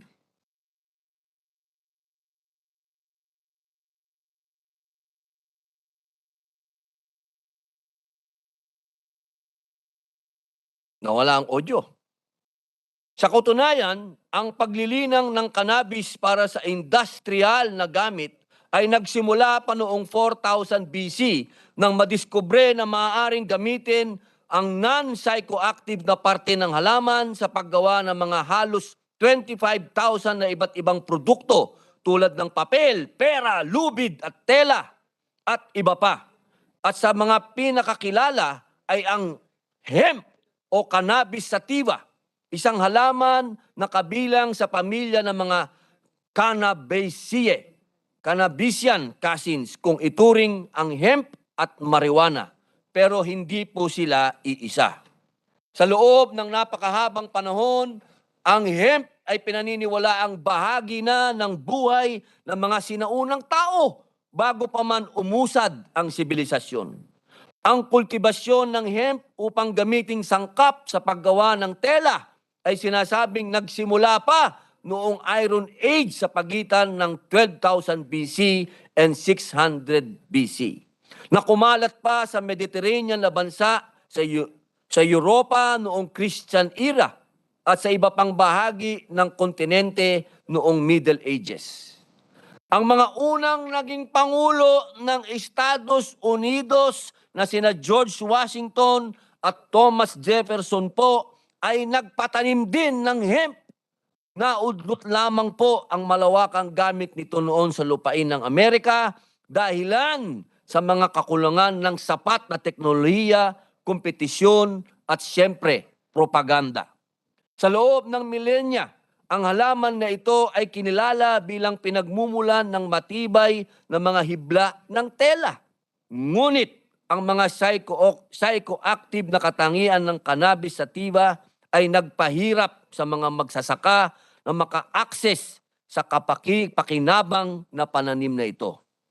Sa katunayan pa nga po, napakarami pang produktong gawa sa hemp ang umuusbong bunsod ng makabagong teknolohiya tulad ng biofuel, laundry detergent, automobile construction parts, beauty products, hemp protein powders, hemp milk, hemp coffee and milk, particle board, biodegradable plastic, paint at insulation. Sa kasamaang palad, hindi natin mapalawak ang paggamit ng hemp dahil sa stigma, dahil lamang kasama ito sa pamilya o species ng marijuana. Ngunit sa pag-usad ng panahon at ebolusyon ng teknolohiya, nagkakaroon na po ng mga pagbabago sa pagtrato sa hemp sa ibang rehiyon na may bukas na kaisipan tungkol sa napakaraming benepisyo nito. Isa po sa mga promising na teknolohiya ay ang tinatawag na karbutura. Ito ay isang carbon and plastic waste capture project na base sa vertical farming at pagproseso ng hemp plants. Ito ay pinangungunahan ng kumpanyang Gravitas Carbutura. Panoorin po natin.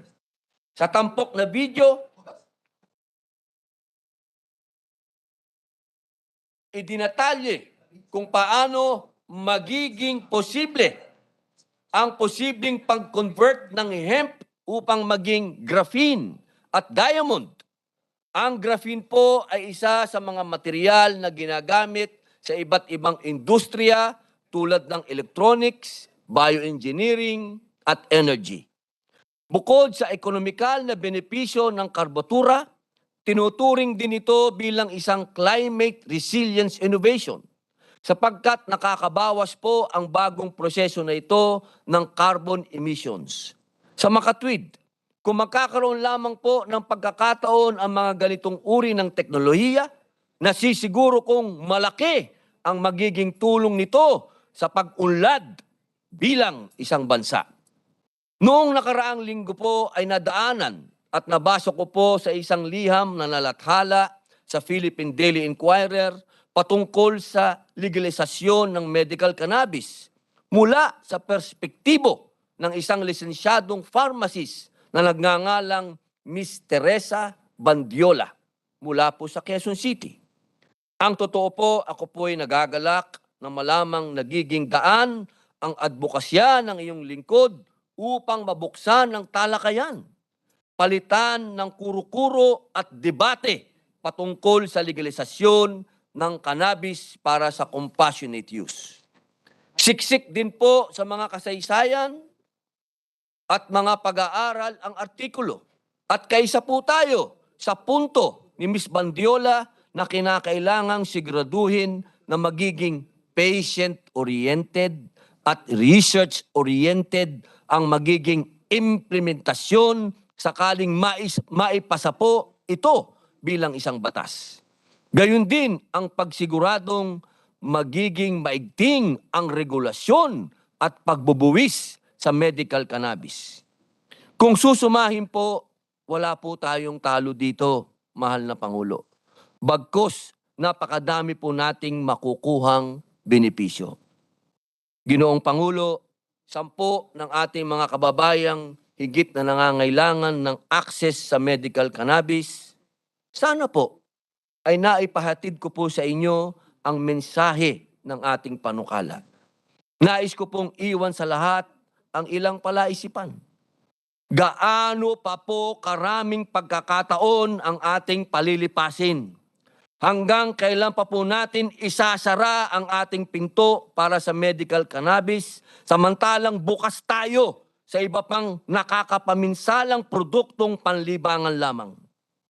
Gaano pa po katagal magtitiis ng pasakit sila Julia Dominic, si Julia, si JJ, at ang libo-libong Pilipino na umaasa sa atin para sa accessible at abot-kayang medical cannabis. Asyhadu an la ilaha illallah, asyhadu anna Muhammadar Rasulullah. Maraming salamat po. Ako po'y natutuwa at nagagalak sa speech ng ating mahal na kapatid ni Senator Padilla. Eh, tamang-tama, ang speech po kanina ni Senator Pimentel ay hemp.